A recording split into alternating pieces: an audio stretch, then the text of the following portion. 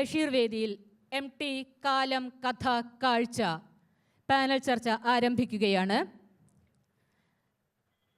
ഈ പാനൽ ചർച്ചയിൽ അധ്യക്ഷത വഹിക്കുന്നത് കേരള സാഹിത്യ അക്കാദമി മുൻ വൈസ് പ്രസിഡന്റും മലയാളത്തിലെ പ്രമുഖ നോവലിസ്റ്റും ചെറുകഥാകൃത്തുമായ ഖദീജ മുംതാസ് ആണ്.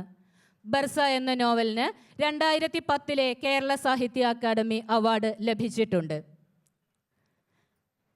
സാഹിത്യ വിമർശകൻ, പണ്ഡിതൻ എന്നീ നിലകളിൽ പ്രശസ്തനാണ് സിർ പി ബാലസുബ്രഹ്മണ്യം. വിവർത്തനത്തിനും കവിതയ്ക്കുമുള്ള കേന്ദ്ര സാഹിത്യ അക്കാദമി അവാർഡ് പുരസ്കാരങ്ങൾ ലഭിച്ചിട്ടുണ്ട്. എഴുത്തച്ഛൻ പുരസ്കാര ജേതാവും കേരള സാഹിത്യ അക്കാദമി വിശിഷ്ടാംഗവുമാണ് വിഖ്യാതനായ നോവലിസ്റ്റും ചെറുകഥാകൃത്തുമായ ശ്രീ M. മുകുന്ദൻ. കേന്ദ്ര സാഹിത്യ അക്കാദമി പുരസ്കാരം, കേരള സാഹിത്യ അക്കാദമി പുരസ്കാരം, വയലാർ അവാർഡ് തുടങ്ങി നിരവധി പുരസ്കാരങ്ങൾ ഇദ്ദേഹത്തിന് നേടിയിട്ടുണ്ട്. എഴുത്തുകാരൻ, ഭാഷാ പണ്ഡിതൻ, പ്രഭാഷകൻ എന്നീ നിലകളിൽ പ്രശസ്തനാണ് ശ്രീ MN കാരശ്ശേരി. കോഴിക്കോട് സർവകലാശാലയിൽ മലയാളം അധ്യാപകനും അലിഗഡ് സർവകലാശാലയിൽ പേർഷ്യൻ സ്റ്റഡീസ് വിഭാഗത്തിൽ വിസിറ്റിംഗ് പ്രൊഫസറുമായിരുന്നു. MN കാരശ്ശേരി മാഷ് ഏതാനും മിനിറ്റുകൾക്കുള്ളിൽ നമ്മോട് ജോയിൻ ചെയ്തതായിരിക്കും. MT കാലം കഥ കാഴ്ച എന്ന ഈ പാനൽ ചർച്ചയിൽ അധ്യക്ഷത വഹിക്കുന്നതിനായി ഖദീജ മുംതാസിനെ ആദരപൂർവ്വം ക്ഷണിക്കുന്നു. എല്ലാവർക്കും നമസ്കാരം. സാഹിത്യ അക്കാദമി ഒരു ദിവസം MTക്ക് വേണ്ടി, മലയാളത്തിൻ്റെ പ്രിയപ്പെട്ട MTക്ക് വേണ്ടി നീക്കി വച്ചിരിക്കുന്നു എന്നുള്ളത് ഏറ്റവും വലിയൊരു ഔചിത്യമായിട്ട് ഞാൻ മനസ്സിലാക്കുന്നു. MTയുടെ കഥകളെ പറ്റിയാണ്, കഥാകാലം എന്നാണ് ടോപ്പിക്കിൻ്റെ പേര് തന്നിരിക്കുന്നത്. എൻ്റെ കൂടെ ഇന്ന് പാനലിൽ സംസാരിക്കാനിരിക്കുന്നത് തമിഴിലെ പ്രശസ്ത എഴുത്തുകാരനും ട്രാൻസ്ലേറ്ററും, മലയാളത്തിൽ നിന്ന് വാസ്തവത്തിൽ ലളിതാംബിക അന്തർജനത്തിൻ്റെ അഗ്നിസാക്ഷി തമിഴിലേക്ക് ട്രാൻസ്ലേറ്റ് ചെയ്തിട്ടുള്ള വ്യക്തിയാണ്. അദ്ദേഹം തമിഴ് കേന്ദ്ര സാഹിത്യ അക്കാദമിയുടെ തമിഴ് അഡ്വൈസറി ബോർഡിൻ്റെ കൺവീനർ കൂടിയാണ്. കവിതകൾ എഴുതുന്ന ആളാണ്. എനിക്ക് തോന്നുന്നു കേന്ദ്ര സാഹിത്യ അക്കാദമി അവാർഡും കിട്ടിയിട്ടുണ്ട്. അദ്ദേഹമാണ് MTയുടെ കഥകളെപ്പറ്റി അദ്ദേഹത്തിൻ്റെ അഭിപ്രായങ്ങൾ നമ്മളോട് പങ്കുവയ്ക്കുക. പ്രിയപ്പെട്ട മുകുന്ദേട്ടൻ ഇന്നും കഥകളുടെ യൗവനം സൂക്ഷിക്കുന്ന ആൾ. വാസ്തവത്തിൽ MTയുടെ പിന്നാലെ വന്ന ആളാണ്. മുകുന്ദൻ വളരെ താഴ്മയോടെ പറയാറുള്ളത്, ആധുനിക കവികളെ കൊണ്ടുവന്നത്, ആധുനിക കഥ എഴുതാതെ തന്നെ ആധുനിക കഥാകാരന്മാർക്ക് വലിയൊരു ദിശാബോധം ഉണ്ടാക്കിയ ആളാണ് MT എന്ന് M. മുകുന്ദൻ പറഞ്ഞിട്ടുണ്ട്, എഴുതിയിട്ടുണ്ട്. അദ്ദേഹമാണ്, നമുക്കറിയാം M. മുകുന്ദനെ പറ്റി ഞാനൊന്നും കൂടുതൽ പറയേണ്ടതില്ല. ഇന്നും ചെറുപ്പക്കാരോടൊപ്പം തോളോട് തോൾ ചേർന്ന് വളരെ ആധുനികമായ കഥകൾ എഴുതിക്കൊണ്ടിരിക്കുന്ന പ്രിയപ്പെട്ട M. മുകുന്ദൻ. പിന്നെയുള്ളത് MN കാരശ്ശേരിയാണ്. നിരൂപണം എങ്ങനെ സർഗാത്മക സൃഷ്ടിയാക്കാം എന്ന് കൃത്യമായിട്ട് നമ്മളെ മനസ്സിലാക്കിക്കുന്ന, അദ്ദേഹത്തിൻ്റെ നിരൂപണം വായിക്കുമ്പോൾ അതൊരു സർഗാത്മക സൃഷ്ടിയായിട്ടേ നമുക്ക് അനുഭവപ്പെടാറുള്ളൂ. ഇങ്ങനെയുള്ള 3 പ്രഗത്ഭരായ വ്യക്തികളാണ് ഇന്ന് MTയുടെ കഥയെപ്പറ്റി കാലവുമായിട്ട് ബന്ധിപ്പിച്ചുകൊണ്ട് സംസാരിക്കാനുള്ളത്. ആദ്യം ഞാൻ ശ്രീ M. മുകുന്ദനോട് തുടങ്ങാം. ഞാനിപ്പോൾ സൂചിപ്പിച്ച കാര്യം, അതായത് ആധുനിക കഥകൾ എഴുതാതെ തന്നെ ആധുനിക സാഹിത്യത്തെ, അദ്ദേഹം അന്ന് മാതൃഭൂമിയുടെ എഡിറ്റർ കൂടിയായിരുന്നു, ആധുനിക സാഹിത്യത്തിന് ദിശാബോധം നൽകിയ ആളാണ് MT എന്ന് പറയുന്നുണ്ട്. MTയുടെ തന്നെ ആധുനിക സാഹിത്യത്തെ പറ്റിയുള്ള ഒരു നിർവചനം ഞാൻ വായിച്ചിട്ടുണ്ട്. അതിൽ MT പറയുന്നത് അതൊരു ജീവൽ ചൈതന്യത്തിനായുള്ള ദാഹമാണ് എന്ന് MT പറയുന്നു. അതായത് ഒരു മനുഷ്യൻ്റെ കെട്ടുപാടുകളെ എന്താ പറയേണ്ടത്, ഉല്ലംഘിച്ചുകൊണ്ട് മുന്നോട്ട് വരാനുള്ള എഴുത്തുകാരൻ്റെ ദാഹമാണ്, ഒരു അന്തർദാഹമാണ് ആധുനികത എന്ന്. അപ്പോൾ ആ രീതിയിൽ നോക്കുകയാണെങ്കിൽ ഞാൻ പറയും MT ഏറ്റവും ആധുനികൻ തന്നെയാണ്. MTയെ പറ്റി നമ്മൾ പറയുക നൊസ്റ്റാൾജിയയുടെ അല്ലെങ്കിൽ ഗൃഹാതുരതയുടെ സാഹിത്യകാരനാണ് എന്ന് പറയുമ്പോൾ തീർച്ചയായിട്ടും അദ്ദേഹത്തെ രൂപപ്പെടുത്തിയ ഗ്രാമവും സംസ്കാരവും മിത്തുകളും മനുഷ്യബന്ധങ്ങളും ഒക്കെ ഏറ്റവും കൂടുതൽ വിലമതിക്കുന്ന ആളാണ് അദ്ദേഹം. കൂട്ടിച്ചേർത്ത് പിടിക്കുന്ന ആൾ തന്നെയാണ്. ഒരുപക്ഷെ ഞാൻ വിചാരിക്കുന്നത് അതുകൊണ്ട് മാത്രമല്ല അദ്ദേഹം അത്തരം കഥകൾ എഴുതുന്നത്, അവ അദ്ദേഹത്തിൻ്റെ കഥകളുടെ ഖനികൾ കൂടിയാണ്. ആ ഗ്രാമം, കൂടല്ലൂർ ഗ്രാമവും നിള നദിയും അവിടെയുള്ള കഥാപാത്രങ്ങളും അദ്ദേഹത്തിൻ്റെ കഥയുടെ ഖനികൾ കൂടിയാണ്. അപ്പോൾ അങ്ങനെയുള്ള എം ടി, പക്ഷേ ഞാൻ പറയുക, എം ടി ആ കഥകൾ എഴുതുമ്പോൾ പോലും ആ വ്യവസ്ഥയ്ക്കുള്ളിൽ കുടുങ്ങിപ്പോകുന്ന മനുഷ്യരെ, ആ മനുഷ്യരുടെ വ്യഥകളെ ആണ് എം ടി ആവിഷ്കരിക്കാൻ ശ്രമിച്ചത്. അതിലൂടെ എം ടി ശ്രമിച്ചിരുന്നത് ആ വ്യവസ്ഥയെ തിരുത്തുക എന്നുള്ളത് തന്നെയാണ്. തീർച്ചയായിട്ടും വ്യവസ്ഥ അല്ലെങ്കിൽ നമ്മുടെ പാരമ്പര്യം എന്നൊക്കെ പറയുന്നത് വളരെ സന്തോഷകരമായ കാര്യമായിരിക്കുമ്പോൾ തന്നെ അതിന് മനുഷ്യവിരുദ്ധമായ ഒട്ടേറെ എലമെൻറ്റുകൾ കൂടിയുണ്ട്. വളരെ കവിത പോലെ സുന്ദരമായിട്ടുള്ള കഥകൾ എഴുതുന്ന എം ടിയുടെ കഥകളെ സൂക്ഷ്മമായിട്ട് നമുക്ക് നോക്കിക്കഴിഞ്ഞാൽ അതിൽ അദ്ദേഹത്തിൻ്റെ രാഷ്ട്രീയം, ഞാനിപ്പോൾ പറഞ്ഞ ഈ രാഷ്ട്രീയം ഉണ്ട് എന്നാണ് ഞാൻ വിചാരിക്കുന്നത്. അപ്പം ഞാൻ ആദ്യം ശ്രീ എം മുകുന്ദനോട് ഇതിനെപ്പറ്റി എം ടി എങ്ങനെയാണ് ആധുനികനാവുന്നത് എന്നുള്ള, അല്ലെങ്കിൽ എം മുകുന്ദൻ്റെ ഒരു വിലയിരുത്തൽ ഞാൻ അദ്ദേഹത്തോട് ആവശ്യപ്പെടുകയാണ്.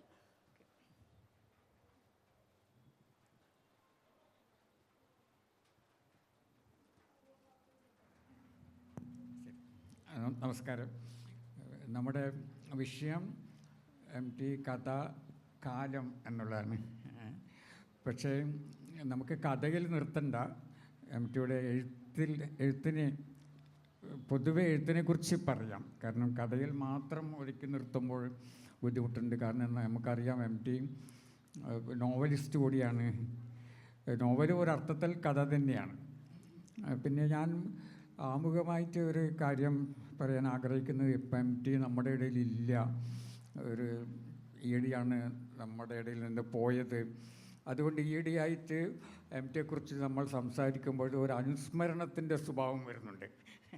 നമ്മുടെ ഇടയിലില്ലാത്തൊരാൾ അയാളെ അനുസ്മരിക്കുന്ന ഒരു സ്വഭാവം പിന്നെ വരുന്നുണ്ട്. എനിക്ക് തോന്നുന്നത് അങ്ങനെ നമ്മൾ തീർച്ചയായിട്ടും അനുസ്മരിക്കണം. പക്ഷെ അതിൽ കൂടുതൽ നമ്മൾ ചെയ്യേണ്ടത് എം ടിയെക്കുറിച്ച് സംസാരിക്കുമ്പോൾ നമ്മുടെ സംസാരം സംവാദാത്മകമായിരിക്കണം എന്നുള്ളതാണ്. കാരണം നമ്മൾ വെറുതെ അനുസ്മരിച്ചതുകൊണ്ട് ആയില്ല. പിന്നെ എം ടിയുടെ കഥയെ, സാഹിത്യത്തെക്കുറിച്ചൊക്കെ ഒരു സംവാദത്തിൻ്റെ രൂപത്തിൽ നമ്മൾ അവതരിപ്പിക്കണം. അതായിരിക്കും നല്ലതെന്ന് തോന്നുന്നുണ്ട്. അങ്ങനെ ഞാൻ പറയാനുള്ള ഒരു കാരണം, അപ്പം എല്ലാ എഴുത്തുകാരിലും, എം ടിയെ മാത്രമല്ല എല്ലാ വലിയ എഴുത്തുകാരിലും ഒരുപാട് ആന്തരികമായിട്ടുള്ള സങ്കീർണതകളുണ്ട്, വൈരുദ്ധ്യങ്ങളുണ്ട്. അപ്പം വലിയ എഴുത്തുകാരിലൊക്കെ നമുക്കത് കാണാം. വലിയ എഴുത്തുകാർ നമുക്ക് പെട്ടെന്ന് സമീപിക്കാവുന്ന ഒരാളല്ല ഒരു വലിയ എഴുത്തുകാരൻ. ഒരുപാട് സങ്കീർണതകളും പിന്നെ അതുപോലെ തന്നെ വൈരുദ്ധ്യങ്ങളൊക്കെ ഉണ്ടാവും. ഇപ്പം നമ്മൾ ദസ്തേവ്സ്കിയെ പോലുള്ള എഴുത്തുകാരൊക്കെ നമ്മൾ എത്ര കാലമായി ചർച്ച ചെയ്യുന്നു, എന്നിട്ടും ഒരുപാട് കാര്യങ്ങൾ അവശേഷിക്കുന്നുണ്ട്.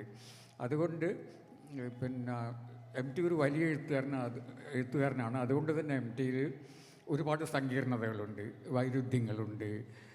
അതാണ് ഒരു വലിയ എഴുത്തുകാരനാക്കുന്നത്. അപ്പം അങ്ങനെയുള്ളൊരു സമീപനത്തിൽ കൂടെ നമ്മൾ പിന്നെ എം ടിയുടെ കഥയും കാലത്തെയും സമീപിക്കണമെന്നാണ് എനിക്ക് തോന്നുന്നത്. പിന്നെ ഖദീജ മുംതാസ് പറഞ്ഞതുപോലെ പിന്നെ ആധുനികനാകാതെ പിന്നെ ആധുനികത സൃഷ്ടിച്ച ഒരു എഴുത്തുകാരാണ് അദ്ദേഹം. അപ്പം എനിക്ക് പലപ്പോഴും തോന്നാറുണ്ട്, എം ടി ഇല്ലായിരുന്നെങ്കിൽ നമ്മൾ ആധുനികത എന്ന് പറയുന്ന സാഹിത്യം ഇവിടെ വരുമായിരുന്നു, പക്ഷേ വൈകിപ്പോകുമായിരുന്നു എന്നുള്ളത്, അതിൻ്റെ വരവ് വൈകിപ്പോകുമായിരുന്നു എന്നുള്ളത്. അതിനുള്ള കാരണം എം ടി ഒരു ചെറിയൊരു നാട്ടുംപുറത്താണ് ജീവിച്ചത്. ഇപ്പോൾ നമുക്കറിയാം, വളരെ നാട്ടുംപുറത്ത് അവിടുത്തെ മനുഷ്യർ, അവിടുത്തെ ജീവിതം, അതൊക്കെയാണ് എം ടിയുടെ കഥകളിലൊക്കെ നമ്മൾ കണ്ടുവരുന്നത്. പക്ഷേ മറ്റൊരു കാര്യം, നമ്മുടെ മലയാളത്തിൽ എനിക്ക് തോന്നുന്നത് എം ടിയെ പോലെ വായിച്ച ആൾ വളരെ കുറവാണ് കേട്ടോ. അതായത് ഈ പാശ്ചാത്യ സാഹിത്യം വായിച്ചിട്ടുള്ള ആൾ വളരെ കുറവാണ്. എം ടി അത്ര വായിച്ചവർ എനിക്ക് തോന്നുന്നില്ല. അപ്പോൾ ഈ വ്യാപകമായിട്ടുള്ള ഈ വായന അമേരിക്കൻ സാഹിത്യവും യൂറോപ്യൻ സാഹിത്യവും. എം ടിയുടെ നമ്മൾ പറയുന്നുണ്ട്, ഇപ്പം നാട്ടുഭാഷയിലാണ് എം ടി കഥ എഴുതുന്നത്, ഒരു ഉൾനാടിൻ്റെ കഥയാണ്, അവിടുത്തെ മനുഷ്യരാണ്. പക്ഷേ ഈ വ്യാപകമായിട്ടുള്ള വായനയും അതിൽ നിന്നുണ്ടാകുന്ന ചിന്തയൊക്കെ കൂടിയിട്ട് എം ടിയുടെ ഈ കഥകൾക്ക്, നാട്ടുമ്പുറത്ത് നടക്കുന്ന കഥകൾക്ക് ഒരു ആഗോള സ്വഭാവം വരുന്നുണ്ട്, ഒരു സോഫിസ്റ്റിക്കേഷൻ വരുന്നുണ്ട്. അത് എം ടിയുടെ വായനയുടെയും ചിന്തയുടെയും ഫലമാണ്. അതുകൊണ്ടാണ് ഞാൻ ഒരിക്കൽ പറഞ്ഞിട്ടുണ്ടായിരുന്നു, എല്ലാവരും പറയും നമുക്ക് നോബൽ പ്രൈസിന് വേണം, മലയാളത്തിൽ നോബൽ പ്രൈസ് വരണം എന്നൊക്കെ പറയും. അപ്പോൾ എനിക്ക് തോന്നിയിട്ടുള്ളത് പിന്നെ ഒരുപക്ഷെ നോബൽ പ്രൈസിന് അർഹതയുള്ള ഒരാൾ എം ടി ആയിരുന്നു. കാരണം നോബൽ പ്രൈസിൻ്റെ അല്ലെങ്കിൽ ഈ വിശ്വസാഹിത്യം നമ്മൾ പറയുന്ന അമേരിക്കൻ സാഹിത്യമോ യൂറോപ്യൻ സാഹിത്യമോ അതിൻ്റെയൊക്കെ മാനദണ്ഡങ്ങൾ വെച്ച് അളക്കാവുന്ന കഥകളും നോവലുകളുമാണ് എം ടി എഴുതിയിട്ടുള്ളത്. അതായത് ഞാൻ ആവർത്തിച്ച് പറയുകയാണെങ്കിൽ നമ്മൾ വളരെ നാട്ടുപുറത്തുള്ള നടക്കുന്ന കഥകളെ അതിൻ്റെ ആഖ്യാന രീതി കൊണ്ട്, അതിൻ്റെ സോഫിസ്റ്റിക്കേഷൻ കൊണ്ട് ആഗോളതലത്തിലേക്ക് ഉയർത്തിയിട്ടുള്ള ഒരാളാണ് എം ടി. അപ്പോൾ എം ടിയുടെ കഥകളുടെയും നോവലുകളുടെയും സവിശേഷത അതാണ്. അപ്പോൾ ഞാൻ തുടർച്ചയായിട്ട് ഇങ്ങനെ പറയുന്നതിന് പകരം ഒരു ഇൻ്ററാക്ഷൻ പോലെ നമ്മൾ. Okay, I will ask Dr. Sirpi Balasubramanian. As I already told, he is a famous writer in Tamil language. I don't know how much he has read M.T. Vasudevan Nayar. He is a person who translated Agnisakshi, Lalitambika Antarjanam's Agnisakshi to Malayalam. So, what is your impression about M.T. Vasudevan Nayar, about his short stories? I feel that they are very poetic, very beautiful. As I went through the stories now, because always the novels are in our minds, because it is something which is complete. So we feel that myself also, I am very much attracted by the novels, or it influenced me so much. But when I go through the stories, now I feel that they are so sweet, so beautiful. And about the politics, we will come to it later, because he is a person who lived from 1933 to 2024. So it was during that period, the political arena of India is highly turbulent. Right? But he didn't write any political stories. But there is politics for M.T. So you can talk about the not only the politics, but what is your impression about M.T.'s stories?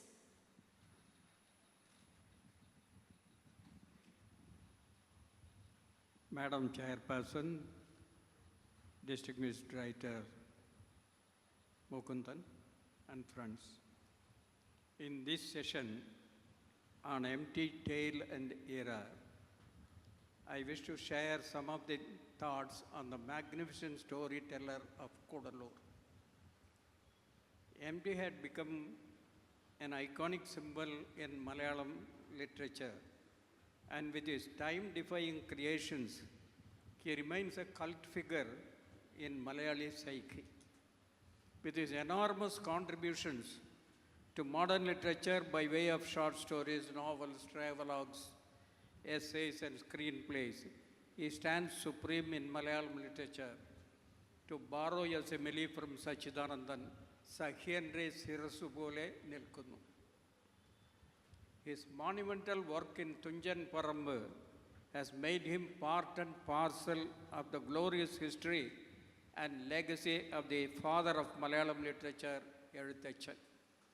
I had occasions to meet M.T. in Tunjan Parambu literary festivals and Sahitya Academy writers' meets, sometimes listening to his learned lectures and sometimes across the table trying to interpret his celebrated silences. I am an avid reader of M.T.'s works. And when in 1984, Rendam Ulam, his magnum opus reached me,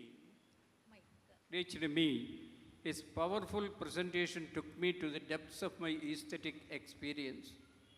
Immediately, I requested him to give me permission to translate the work into Tamil, and he graciously agreed. But believe me when I say, within a matter of few days, the great man wrote a letter to me saying that Sahitya Academy had assigned the translation work to somebody else and requested me to excuse him. The great man wanted me to excuse him. Later on his advice, I translated Varanasi, an intimate picture of the city of death, Kashi. That is another story. I am very much impressed by his magnum opus, Rendamoolam. Mahabharata has inspired many writers in Indian languages to carve out their own interpretations and adaptations of the ancient epic. Bharata Pariyadanangal in Malayalam renders the Mahabharata story as Kutty Krishna Maharaj's own touches, with Kutty Krishna Maharaj's own touches here and there. But P.K. Balakrishna's novels, Ini Njan Urangate, features the predicament of Draupadi and Karna. In Tamil, Subramanya Bharati chose the chapter and the game of dice in Mahabharata to write a Khanda Kavya epitomizing Panjali's vow as the vow of Mother India. A well-known writer, M.V. Venkatram, chose a little-known story from Mahabharata, combining Kalava Rishi and a character Madhavi from the epic. And the title of the novel is Nitya Kanni. At present, Jayamohan, a bilingual writer, has retold the story of Mahabharata into a sequence of 26 novels running into 22,000 pages, named Venmurasu series. Perhaps this work may be the biggest work, bigger than the original Mahabharata in Indian languages also. But that is the handicap of the novel.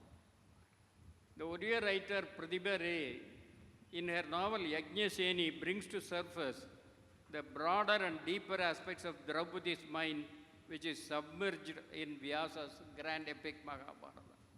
Chitra Banerjee Divkarni tries to interpret Draupadi's mind in her novel The Palace of Illusions. Yuganta, a work in Marathi by Airavati Karve, deals with Mahabharata characters from an anthropological angle.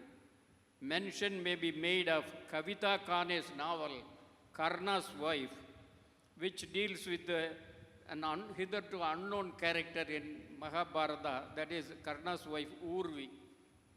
M.T.'s Rendamoolam, however, shows some sharp differences from other Mahabharata-based novels. Number one, M.T. does not deviate from the basic structure of the original, showing due respect to Krishna Vaisambhayana, who is the poet sage Vyasa himself. Number two, the parts where M.T. has taken liberties are those in which Vyasa maintained a silence that those who came later were to find meaningful. There are moments when between the lines Vyasa gives hints. Many of them are revelations to the sharp-eyed M.T. Number three, M.T. has given a special reason that prompted him to write the novel Rendamoolam.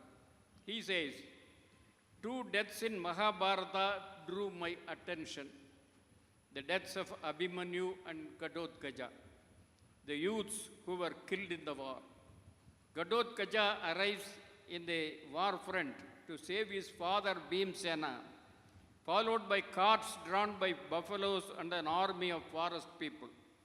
The young warrior fought courageously and lost his life. Everybody was crying, including Dharmaputra. Then Krishna arrives on the scene. Krishna denounces the sad mood there And Krishna said, don't you think that it is a good thing? His killing is a good thing. Is he not a Rakshasa? Is he not an enemy of Yajnas? If he is not killed now, we will have to kill him tomorrow. That is what Krishna said about the death of Ghatotkacha. And this shocked MT like anything. MT says, I was taken aback by these alarming, unkind words of Krishna. My Renda Mudam was born at that moment of shock. It took 6 long years of laborious preparation. I will come to you again. If you can just complete. I have written about Renda Mudam only. Okay.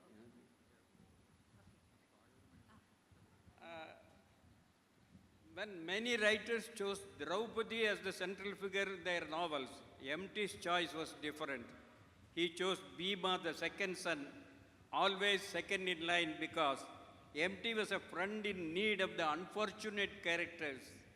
People held in derision, the poor and the wretched, the ugly ones like Kutiyadati, the illiterate, the downtrodden, and the afflicted lot.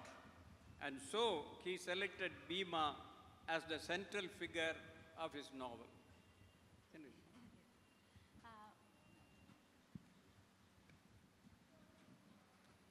സിർപ്പി sir പറഞ്ഞത് marginalised ആയ ആളുകളിലേക്കാണ്. എനിക്ക് തോന്നുന്നത് എല്ലാ great റൈറ്റേഴ്സും അങ്ങനെ തന്നെയാണ്. Whoever is marginalised, that is who are ugly. And so it is the vision of the writer.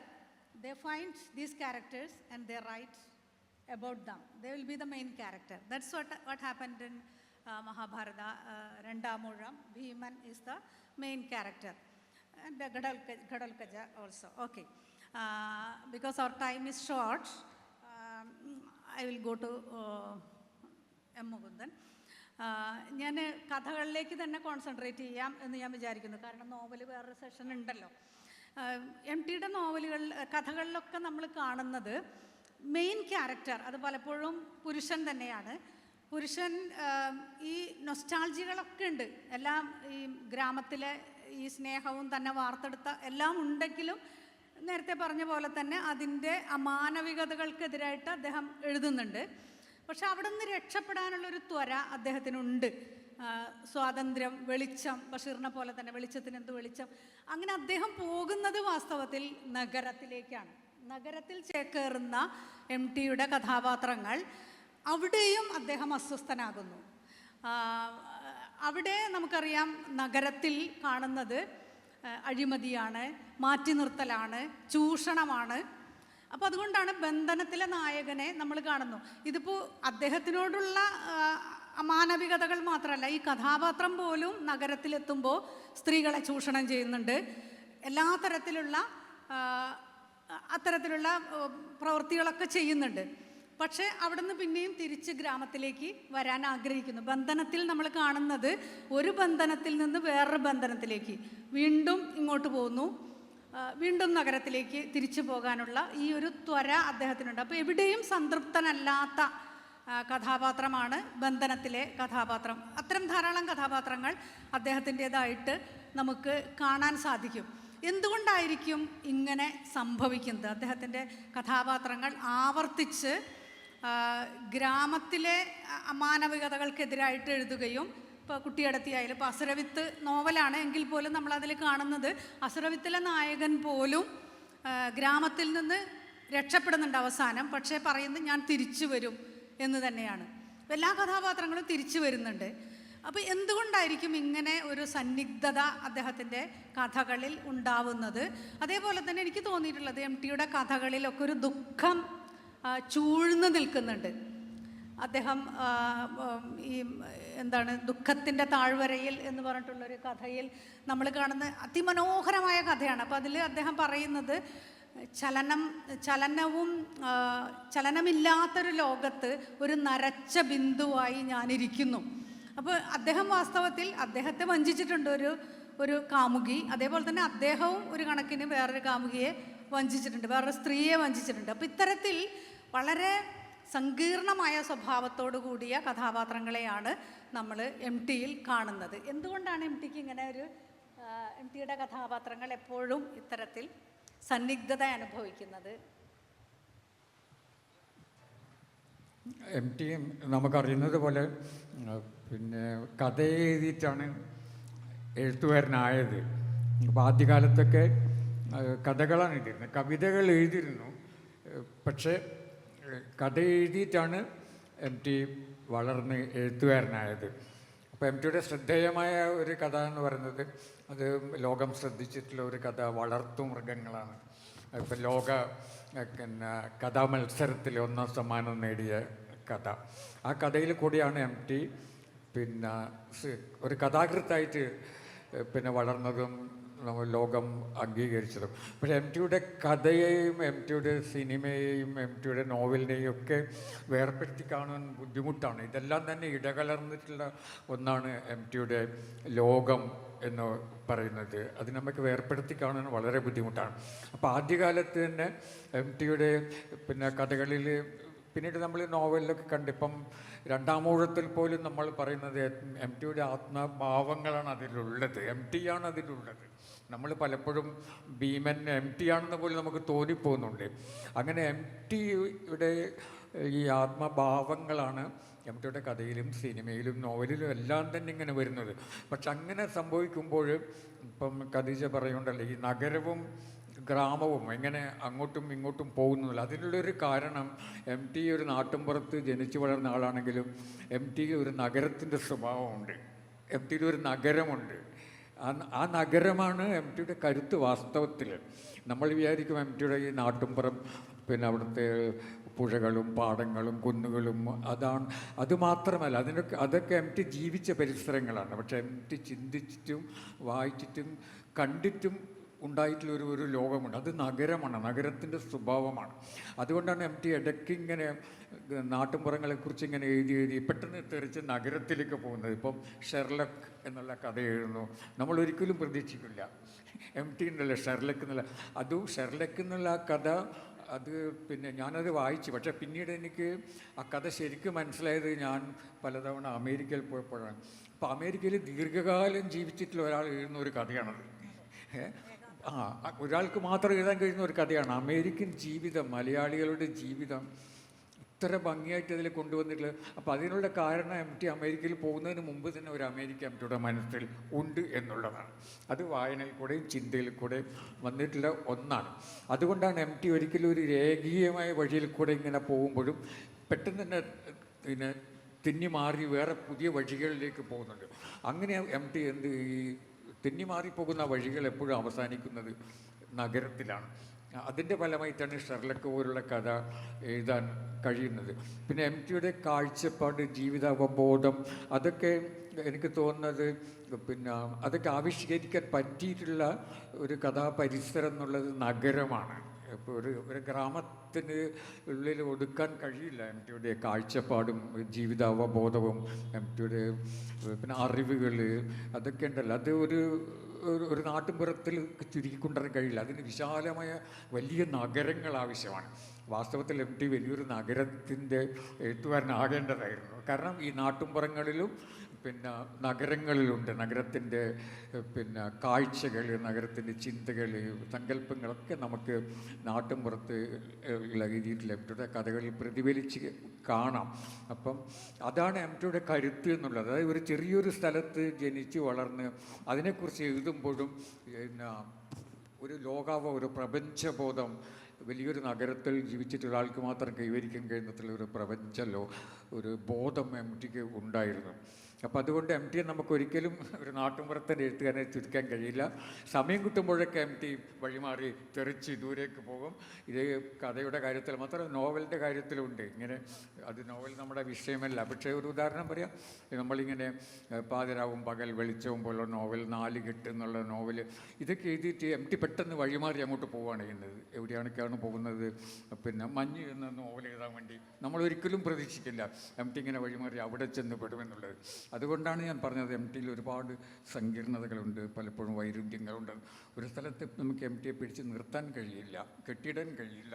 M ടിയുടെ ലോകം അങ്ങനെ കഥയുടെ ലോകം, അല്ലെങ്കിൽ സിനിമയുടെ ലോകം, നോവലിൻ്റെ ലോകം അങ്ങനെ പരന്ന് കിടക്കുകയാണ് ചെയ്യുന്നത്. നമുക്കതിനെക്കുറിച്ചൊക്കെ സംസാരിക്കാൻ പിന്നെ എനിക്ക് തോന്നുന്നത് ഈ 1.5 മണിക്കൂർ മതിയാകില്ല എന്നുള്ളതാണ്. പിന്നെ വിശദമായിട്ട് സംസാരിക്കണം. അതുകൊണ്ട് ഞാനിങ്ങനെ സ്പർശിച്ചു പോകുന്നത്. വിശദമായിട്ട് നമുക്ക് സംസാരിക്കാൻ സമയം കിട്ടുമെന്ന് തോന്നുന്നില്ല. എനിക്ക് തോന്നിയിട്ടുള്ളത് ഈ എം ടിയുടെ ഈ ഗ്രാമം അതൊരു നൊസ്റ്റാൾജി ആയിരിക്കുമ്പോൾ തന്നെ, നേരത്തെ അത് ഞാൻ പറഞ്ഞു കഴിഞ്ഞു, അതിനെതിരായിട്ട് ഇപ്പോൾ പള്ളിവാളും കാൽച്ചിലമ്പും എന്ന കഥയിൽ ആ കഥാപാത്രം ഭഗവതിയുടെ നേരെ തുപ്പുന്നുണ്ട് അല്ലേ? തുപ്പുന്നത് അതിലെ ഒരു അമാനവികതകൾക്കെതിരായിട്ടാണ്. ഒരു മനുഷ്യൻ്റെ ദാരിദ്ര്യം, അയാളുടെ വീട് മുഴുവൻ പട്ടിണിയാണ്.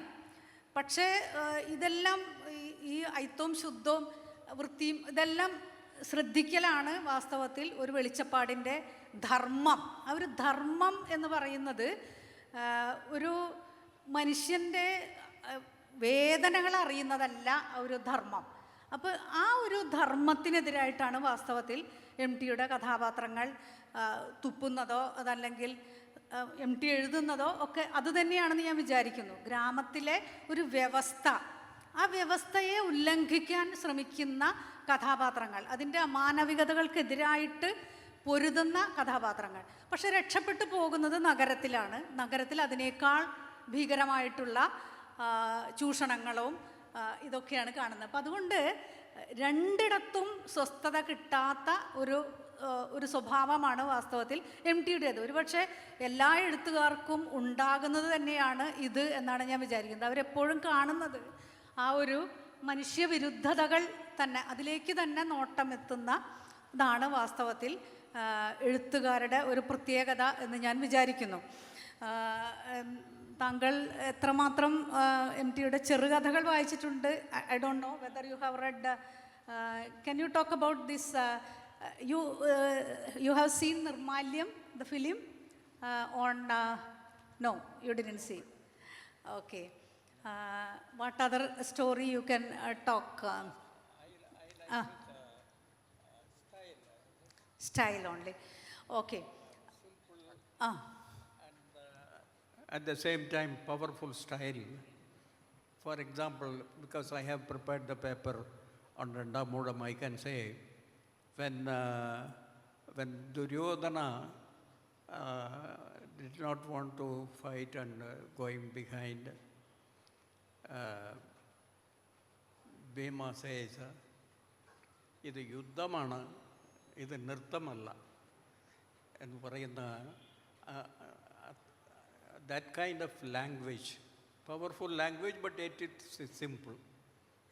And another thing is, you say about the Gramina works and the തകർച്ചയുടെ ഗ്രാമ സൊസൈറ്റിയുടെ തകർച്ചയെക്കുറിച്ചൊക്കെ നിങ്ങൾ പറഞ്ഞിട്ടുണ്ട്. The same thing, again I go to Rendamudam, where most powerfully MT has done a particular thing in Rendamudam. That is, he has taken a myth to build his story, but he is demythologizing the characters. He is demythologizing the characters. I find it a very, very important trait in that novel. For example, demythologizing means, you know, in Mahabharata, Krishna is the most important character in Mahabharata. But Krishna is a respectable friend of the Pandavas only in MT's novel. There is no divine halo around him in MT's novel. That is a very important trait I see. For example, when Draupadi was dragged into the gambling hall and derobed by Dushasana, the popular belief is Krishna blessed her with clothes. Popular belief is Draupadi was given clothes by Krishna. But even Marar says that there is no such thing in the original Mahabharata. But later it was, so many stories were built around around Krishna. In the same way, people believe that Bhagavad Gita was given by Krishna in the war front. But MT doesn't speak of the Bhagavad Gita at all in Rendamoolam. Demythologizing is a character of MT. That is, bringing Mahabharata story to the common man's level. That is the most important feature. Okay, എല്ലാം മനുഷ്യരായിട്ട് തന്നെയാണ് അദ്ദേഹം അവതരിപ്പിക്കുന്നത്. മനുഷ്യ കഥകളായിട്ട് തന്നെയാണ് അദ്ദേഹം ഇതിഹാസങ്ങളെ കൂടി വാസ്തവത്തിൽ തൻ്റെ കഥകൾക്കും നോവലുകൾക്കും വേണ്ടി ഉപയോഗിച്ചിട്ടുള്ളത്. തീർച്ചയായിട്ടും ഇറ്റ് ഈസ് ഡീമിത്തിഫിക്കേഷൻ. ഓക്കെ, ഞാൻ എം ടിയുടെ സ്ത്രീ കഥാപാത്രങ്ങളെ പറ്റി ഒന്ന് ചോദിക്കാമെന്ന് വിചാരിക്കുന്നത് മുകുന്ദനോട്. ഗ്രാമത്തിലെ സ്ത്രീകളുണ്ട്, നഗരത്തിലെ സ്ത്രീകളുണ്ട്. ഇടവഴിയിലെ പൂച്ച മിണ്ടാപ്പൂച്ച എന്ന് പറയുന്ന കഥയിൽ അത് നഗരത്തിലെ സ്ത്രീയാണ്. ദാറസലാമിൽ നഗരത്തിലെ സ്ത്രീയുണ്ട്. കാഴ്ച എന്ന് പറഞ്ഞിട്ടൊരു കഥ മുകുന്ദൻ ഓർക്കുന്നുണ്ടോ എന്ന് എനിക്കറിയില്ല. ഒരു സുധക്കുട്ടി 5 വർഷത്തോളം ഭർത്താവിൻ്റെ കൂടെ ജീവിക്കുന്നു. അതിനുശേഷം ഭർത്താവിനെ വേണ്ടാന്ന് തോന്നുന്നു, വേറൊരാളെ പ്രണയിക്കുന്നു. അങ്ങനെ ഗ്രാമത്തിലെത്തുമ്പോൾ ഗ്രാമത്തിലുള്ള എല്ലാവരും, ബന്ധുക്കളെല്ലാവരും അവളെ ഉപദേശിക്കുകയാണ്, നീ എങ്ങനെയെങ്കിലും ഒത്തുപോകാൻ നോക്കൂ എന്ന് പറയുന്നുണ്ട്. പക്ഷേ അവളെ ആകെ മനസ്സിലാക്കുന്നത് ഒരു ചോലയിലെ വല്യമ്മയാണ്. ആ വല്യമ്മക്ക് കാഴ്ചയില്ല. പക്ഷെ വല്യമ്മയും ഉപദേശിക്കുമെന്ന് വിചാരിച്ച് വല്യമ്മയുടെ അടുത്ത് ചെല്ലുമ്പോൾ വല്യമ്മ പറയുകയാണ്, സുധ, നീ ഇങ്ങനെയൊക്കെയാണ് മനുഷ്യൻ്റെ മനസ്സ്, സ്ത്രീയുടെ മനസ്സ്. നിനക്ക് അവനെ ഉപേക്ഷിക്കാൻ തോന്നുന്നുണ്ടെങ്കിൽ അങ്ങനെ ചെയ്യാം. അപ്പം കാഴ്ച എന്ന് പറയുന്നത് ബ്ലൈൻഡായ സ്ത്രീയുടെ ആന്തരികമായിട്ടുള്ള ഒരു കാഴ്ചയാണ് എന്നുള്ള രീതിയിലാണ് ആ കഥ. അപ്പോൾ ഗ്രാമത്തിലെ സ്ത്രീകളുണ്ട്, നഗരത്തിലെ സ്ത്രീകളുണ്ട്. പൊതുവേ എം ടിയുടെ സ്ത്രീകൾ എനിക്ക് തോന്നുന്നത് നല്ല ആത്മശക്തിയുള്ള സ്ത്രീകളാണ് പുരുഷന്മാരെ അപേക്ഷിച്ച്. എന്താണ് മുകുന്ദൻ സാറിൻ്റെ? പിന്നെ സ്ത്രീ കഥാപാത്രങ്ങൾക്ക് പ്രചോദനമായിട്ടുള്ളത് പ്രധാനമായിട്ടും എം ടിയുടെ അമ്മ. ഒന്ന് അമ്മയും പിന്നെ ഒന്ന് എം ടിയുടെ ഓപ്പും, അതായത് പിന്നെ ഏട്ടത്തിയമ്മ എന്ന് പറഞ്ഞ പിന്നെ അദ്ദേഹത്തിൻ്റെ സഹോദരൻ്റെ ഭാര്യ മാധവിക്കുട്ടി എന്നാണ്, പക്ഷേ എം ടി ഓപ്പു എന്ന് വിളിക്കുന്നത്. ഈ 2 കഥാപാത്രങ്ങളാണ് വാസ്തവത്തിൽ എം ടിയുടെ മോഡൽ മാതൃക എന്ന് പറയുന്നത്. അമ്മയും ഈ ഓപ്പുവും അവരുടെ പിന്നെ അവതാരങ്ങളും പുനരവതാരങ്ങളുമാണ് നമ്മൾ കാണുന്ന മറ്റ് സ്ത്രീ കഥാപാത്രങ്ങളെല്ലാം. അപ്പം അമ്മയുടേത് ഭയങ്കരമായിട്ടൊരു നിശ്ചയദാർഢ്യമാണ് അമ്മയുടെ, എം ടിയുടെ അമ്മയുടേത്. അപ്പോൾ എം ടിയുടെ അമ്മ പിന്നെ സിലോണിൽ പോകുന്നുണ്ടല്ലോ, സിലോണിൽ പോയിട്ട് ഭർത്താവിൻ്റെ കൂടെ താമസിച്ച് അത് കഴിഞ്ഞിട്ട് അവിടെ കുട്ടികൾക്ക് പിന്നെ ഇവരുടെ മക്കൾക്ക് പഠിക്കാൻ അവിടെ മലയാളം സ്കൂളില്ല സിലോണിൽ, തമിഴ് സ്കൂളാണുള്ളത്. അപ്പം പിന്നെ അമ്മ നിശ്ചയിക്കുകയാണ്, എൻ്റെ മക്കൾ തമിഴ് സ്കൂളിൽ പഠിച്ച് വളർന്നാൽ പോരാ, മലയാളം പഠിക്കണമെന്ന്. അങ്ങനെ മക്കളെ മലയാളം പഠിപ്പിക്കാൻ വേണ്ടിയിട്ട് സിലോണിലുള്ള എല്ലാ സുഖ സൗകര്യങ്ങളും ഉപേക്ഷിക്കുകയാണ് ചെയ്യുന്നത്. ഭർത്താവ് ഉപേക്ഷിക്കല്ല, ഭർത്താവിനോട് മാറി നിൽക്കുകയാണ് ഇങ്ങനെ മക്കളെ മലയാളം പഠിപ്പിക്കാൻ വേണ്ടിയിട്ട്. അങ്ങനെയാണ് അവർ സിലോൺ വിട്ട് നാട്ടിലേക്ക് വരുന്നത്. ആ ഒരു നിശ്ചയദാർഢ്യം. പിന്നെ ഭർത്താവ് സിലോണിൽ നിന്ന് വരുമ്പോൾ അമ്മ ഇവിടെയും പിന്നെ എം ടിയുടെ അമ്മ ഇവിടെയും അച്ഛൻ അവിടെയുമാണ്. അപ്പോൾ അച്ഛൻ വല്ലപ്പോഴുമാണ് വരുന്ന ഒരു ദിവസമാണ്, ഒരു ദിവസമോ 2 ദിവസമാണ് അമ്മയുടെ കൂടെ ഇവിടെ താമസിക്കുക. അവർ തിരിച്ചു പോകുമ്പോഴേക്കും ഇവർ വീണ്ടും ഗർഭിണിയായിട്ടുണ്ടാവും.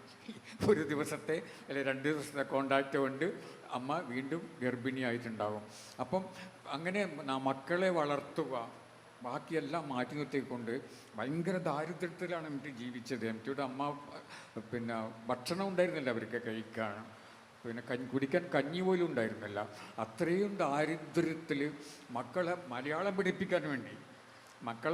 പഠിപ്പിക്കാൻ വേണ്ടിയാണ് സിലോണിലുള്ള എല്ലാ സുഖ സൗകര്യങ്ങളും ഉപേക്ഷിച്ച് വന്നത്. അതുമാണ് നമ്മുടെ മലയാള ഭാഷയ്ക്കുള്ള MT ഇവിടെ അതിനെന്താണ് പറയുക, മലയാള ഭാഷയെക്കുറിച്ച് MT എഴുതിയിട്ടുണ്ടല്ലോ. അപ്പോൾ ഇത്രയധികം ഒരു ഭാഷാ സ്നേഹവും ഉള്ള ഒരു എഴുത്തുകാരൻ നമ്മൾ കാണില്ല. അങ്ങനെയുള്ള ഒരു കഥാപാത്രത്തെയാണ് MT സൃഷ്ടിച്ചിട്ടുള്ളത്. ഈ അമ്മ, നിശ്ചയദാർഢ്യമുള്ള ഒരു സ്ത്രീ. മറ്റൊന്ന് MTയുടെ എല്ലാ സ്ത്രീ കഥാപാത്രങ്ങളിലും ഒരു വിഷാദച്ഛായയും ഒരു കാൽപ്പനികതയും കാണാം. അത് MTക്ക് കിട്ടിയിട്ടുള്ളത് ഈ ഓപ്പോളിൽ നിന്ന്, ഈ ജ്യേഷ്ഠൻ്റെ ഭാര്യയിൽ നിന്നാണ്. അപ്പം ഈ ഓപ്പു MTയേക്കാളും 10 വയസ്സ് കൂടുതലുണ്ടായിരുന്നു.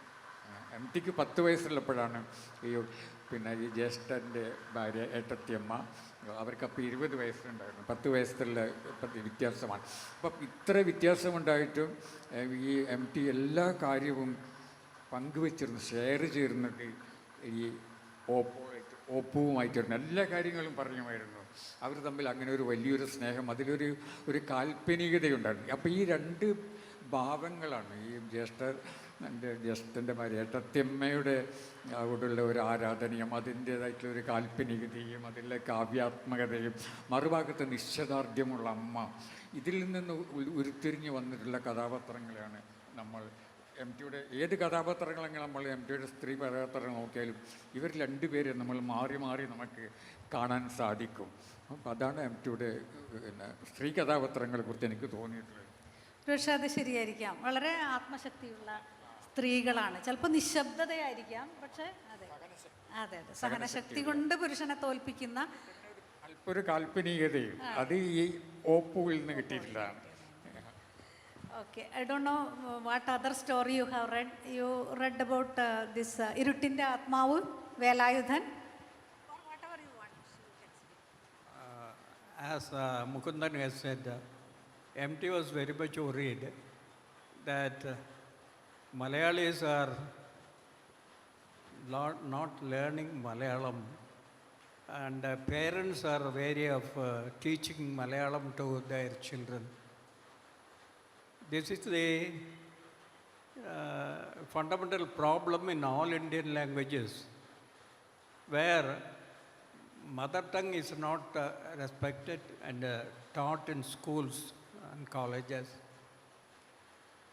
MT quotes that in Tamil Nadu it is all right, and it is not right in Tamil Nadu also, where parents send their children to English medium schools or central schools where Hindi is taught. And it is a problem raised from very early times. He was expressing his opinion that Malayalam loses its charm from the Malayali children. We from Tamil Nadu are thinking that Malayalis love their language and parents are keen on teaching Malayalam to their children, but the reverse is the case. And if we allow this trend to continue, Indian languages are in danger of extinction.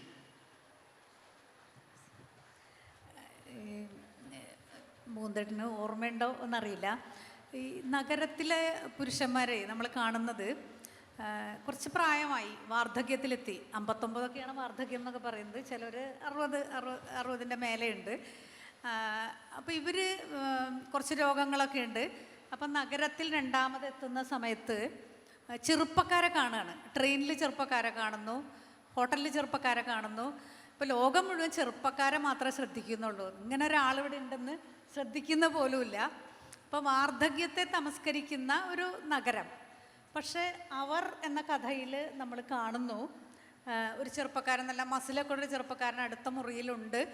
അങ്ങനെ അസൂയയോടെ നോക്കുന്നുണ്ട്. പക്ഷേ പിന്നെ എന്തൊക്കെയോ ശബ്ദവും ബഹളവും അടുത്ത മുറിയിൽ നിന്ന് കേൾക്കുന്നു. പിന്നീട് രാവിലെയാണ് അറിയുന്നത് ആ ചെറുപ്പക്കാരൻ സൂയിസൈഡ് ചെയ്തു, ആത്മഹത്യ ചെയ്തു എന്നുള്ള. അപ്പോൾ ഈ ഒരു നമ്മൾ ചെറുപ്പക്കാരൻ നോക്കിക്കാണുമ്പോൾ അവർ ജീവിതം ആഘോഷിക്കുന്നു എന്ന് വിചാരിക്കുമ്പോൾ വാസ്തവത്തിൽ പലപ്പോഴും അവരുടെ സംഘർഷഭരിതമായ നഗരജീവിതത്തെ കൂടി അദ്ദേഹത്തിൻ്റെ കഥകളിൽ നമ്മൾ കാണുന്നുണ്ട്. അപ്പോൾ അതിനെപ്പറ്റി നഗരത്തെ പറ്റി പറഞ്ഞ് ഇപ്പം എനിക്ക് തോന്നുന്നത് എം ടിയുടെ അവസാനമായിട്ടുള്ള എഴുതിയ കഥകളിൽ വളരെ കുറച്ച് എഴുതിയിട്ടുള്ളൂ. പക്ഷെ അതിലൊക്കെ നഗരം വരുന്നുണ്ടെങ്കിലും ഈ നഗരത്തിൻ്റെ എല്ലാ വിഹ്വലതകളും പിന്നെ ഭീകരതയൊക്കെ ഉണ്ടല്ലോ, അത് അങ്ങനെയുള്ള കഥകൾ എം ടി എഴുതിയിട്ടില്ലെന്നാണ് എനിക്ക് തോന്നുന്നത് കേട്ടോ. എം ടിയുടെ ഒന്നാമതായിട്ട് എം ടിയുടെ നഗരം എന്നുള്ള സങ്കല്പം തന്നെ എം ടി പറയുന്നുണ്ടല്ലോ. എം ടി ആദ്യം കണ്ട നഗരം പാലക്കാട്ടായിരുന്നു. വിക്ടോറിയ കോളേജിൽ പഠിക്കാൻ പോകുമ്പോൾ ഇപ്പം 4 വർഷം അവിടെ ഉണ്ടായിരുന്നു, പാലക്കാട്ടുണ്ടായിരുന്നു. അത് കഴിഞ്ഞ് കോഴിക്കോട് വന്നു. അപ്പോൾ കോഴിക്കോട് വന്നു, പിന്നെ കോഴിക്കോടാണ് എം ടിയുടെ നഗരം എന്ന് പറയുന്നത് കേട്ടോ. അപ്പോൾ ആ കോഴിക്കോട് ഇപ്പം ആ കാലത്ത് ഇപ്പം എം ടി കോഴിക്കോട്ട് ജീവിച്ചിരിക്കുന്ന കാലത്ത് മലയാളികൾ ഒരുപാട് പിന്നെ ഇങ്ങനെ ദൂരെ കൽക്കത്തയിലേക്കും ബോംബെയിലേക്കും പിന്നെ മദ്രാസിലേക്ക് പോയിക്കൊണ്ട് ഇപ്പം മലയാളികളുടെ മനസ്സിലുള്ള നഗരം അതാണ് ബോംബെ, പിന്നെ മദ്രാസ്. പക്ഷെ അതേസമയത്ത് തന്നെ പിന്നെ നഗരത്തിൽ നിന്ന് ഉരുത്തി വരുന്ന ആശയങ്ങളുണ്ട്, അത് കോഴിക്കോട്ട് നിന്ന് വന്നിട്ടുണ്ട്. ഇപ്പോൾ വലിയ നഗരങ്ങളിൽ നിന്ന് ഇപ്പോൾ ഒ വി വിജയനിലുള്ള ആശയങ്ങൾ ഉരുത്തിരിഞ്ഞ് വരുന്ന ഒ വി വിജയൻ്റെ ഡൽഹി ജീവിതത്തിൽ നിന്നായിരിക്കാം. പക്ഷെ അതുപോലെ വലിയ നഗരത്തിൽ നിന്ന് മാത്രം ഉരുത്തിരിഞ്ഞ് വരുന്ന ആശയങ്ങൾ കോഴിക്കോട്ടിൽ നിന്ന് ഉരുത്തിരിഞ്ഞ് വന്നിട്ടുണ്ട്. അത് പട്ടത്തുവിളക്കരനായരനുമായിട്ടും അരവിന്ദനുമായിട്ടുള്ള സങ്കല്പങ്ങളിൽ നിന്നൊക്കെ കേട്ടോ. അതില്ലാതെ എനിക്കതിലേക്ക് അത്ര വിശദമായിട്ട് പിന്നെ കഥാപാത്രം ഓർമ്മ വരുന്നില്ല. അപ്പം ഇത് എനിക്ക് തോന്നിയിട്ടുള്ളതാണ് ഈ എം ടിയുടെ നഗരം എന്നുള്ള കോഴിക്കോടാണ്. അതിൽ നിന്ന് ഒരുപാട് നമ്മുടെ മാഷ് വരുന്നുണ്ട്. ഇനിയുള്ള സമയം മാസ്ക് കൊടുക്കാം. ഇനിയൊരു 15 ഒരു പക്ഷേ എനിക്ക് തോന്നിയിട്ടുള്ളതേ, നമ്മൾ എം ടിയുടെ രാഷ്ട്രീയം, എം ടി വളർന്നു വന്ന കാലം നല്ല രാഷ്ട്രീയ ബോധം ഉണ്ടാകേണ്ട, രാഷ്ട്രീയ കഥാപാത്രങ്ങളൊക്കെ ഉണ്ടാവേണ്ട ഒരു കാലത്ത് അതുണ്ടായിട്ടില്ല. അപ്പോൾ ഞാൻ വായിച്ച എനിക്ക് കെ എം അനിലാണ് എഴുതിയെന്ന് തോന്നുന്നു. ഈ എം ടിയുടെ രാഷ്ട്രീയം എന്ന് പറയുന്നത് ഇന്ത്യൻ പൊളിറ്റിക്സിൽ തമസ്കരിക്കപ്പെട്ട ഒരു സാമൂഹ്യ മാറ്റം സംഭവിക്കുന്നില്ല, പൊളിറ്റിക്കൽ മാറ്റം മാത്രം സംഭവിക്കുന്നു. അപ്പോൾ അതുകൊണ്ടായിരിക്കാം നഗരമായാലും ഗ്രാമമായാലും ഗ്രാമം ആ ജീർണതയിൽ നിലനിൽക്കുന്നു, നഗരത്തിൽ മനുഷ്യ സമത്വത്തിൻ്റെ യാതൊരു ഇതുമില്ല.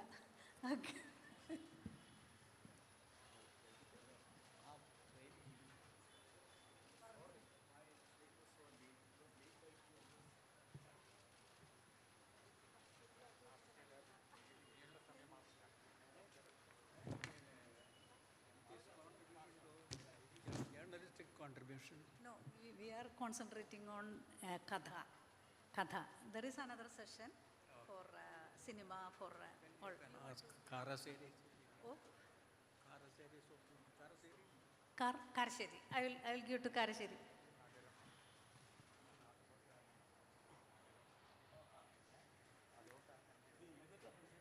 ഇരുന്നിട്ടാണ്, ഞാനത് അറിഞ്ഞില്ല. കാരശ്ശേരി മാഷേ, നമുക്കൊന്ന് ഇവരൊക്കെ സംസാരിച്ചു, കുറച്ച് അത് തീർന്നു ഏകദേശം. എന്തേ റിലാക്സ് ചെയ്യണോ?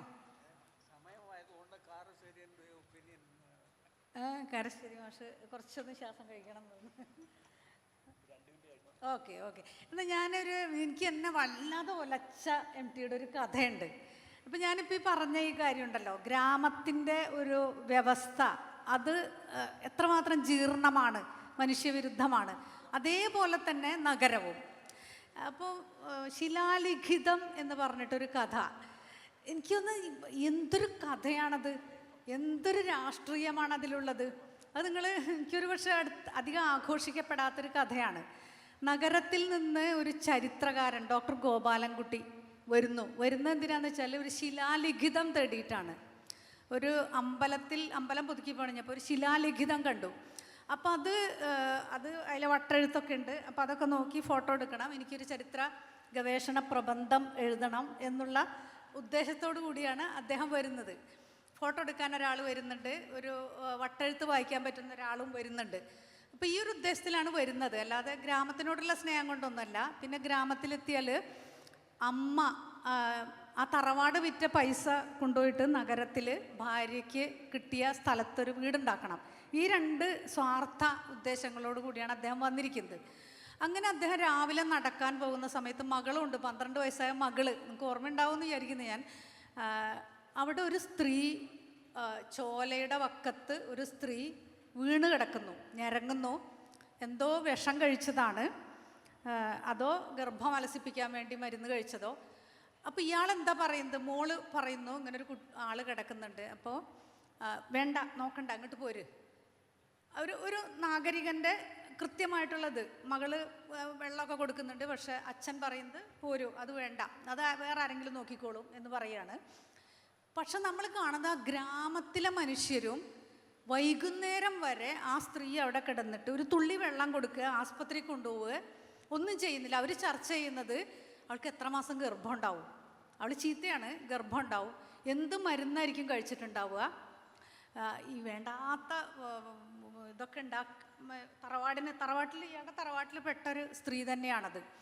അപ്പോൾ അങ്ങനെ അവസാനം അവൾ മരിക്കുന്ന വരെ ചർച്ചയാണ്. ഒന്ന് ആലോചിച്ച് നോക്കും, ഒരാൾ പോലും ഹോസ്പിറ്റലിൽ കൊണ്ടുപോകുന്നില്ല, ഒരു ഡോക്ടറെ കൊണ്ടുവരുന്നില്ല.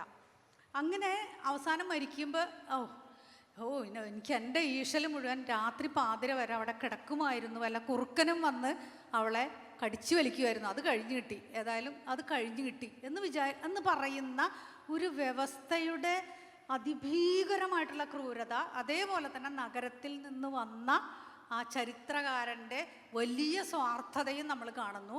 തിരിച്ചു പോകുമ്പോൾ മകളോട് പറയുന്നു, നമുക്കിവിടെ നിൽക്കണ്ട, നമുക്കിതൊക്കെ വിറ്റ് നഗരത്തിലേക്ക് പോകാം. കണ്ടില്ലേ ഒരു പെണ്ണ് ഇവിടെ കിടന്നിട്ട് ഒരാൾ തിരിഞ്ഞു നോക്കിയിട്ടില്ല എന്ന് പറയുമ്പോൾ ഈ കുട്ടി ചോദിക്കുകയാണ്, അച്ഛനെ കൊണ്ടുവരായിരുന്നില്ലേ, ഒരു ഡോക്ടറെ വിളിച്ചുകൊണ്ടുവരായിരുന്നില്ലേ എന്ന് മകള് ചോദിക്കുന്നൊരു ചോദ്യമുണ്ട്. അപ്പോൾ ഈ കഥയിൽ വാസ്തവത്തിൽ നഗരത്തിൻ്റെ കാപട്യത്തെയും അതേപോലെ ഗ്രാമത്തിലെ വ്യവസ്ഥയുടെ മനുഷ്യത്വമില്ലായ്മയെയും ഒരുപോലെ വിമർശിക്കുന്ന ശക്തമായൊരു കഥയാണ്. അപ്പോൾ കാരശ്ശേരിക്ക് ഇതാണ് MTയുടെ പൊളിറ്റിക്സ് എന്നാണ് ഞാൻ വിചാരിക്കുന്നത്. അല്ലാതെ മറ്റ് പൊളിറ്റിക്സ് ഇപ്പോൾ ആക്റ്റീവായിട്ട് പൊളിറ്റിക്കൽ കഥ എഴുതിയിട്ടില്ലെങ്കിലും ശക്തമായ political കഥയാണിത്. First of all, I have to apologize with our learned guest Sirpi, because I have to talk in Malayalam. He understands. Okay. Kindly pardon me for speaking only in Malayalam. സുഹൃത്തുക്കളെ, ഞാൻ സംസാരിക്കാൻ ഉദ്ദേശിച്ചു വന്ന വിഷയം MTയുടെ മഞ്ഞ് എന്ന ചെറിയ നോവലിനെ പറ്റി.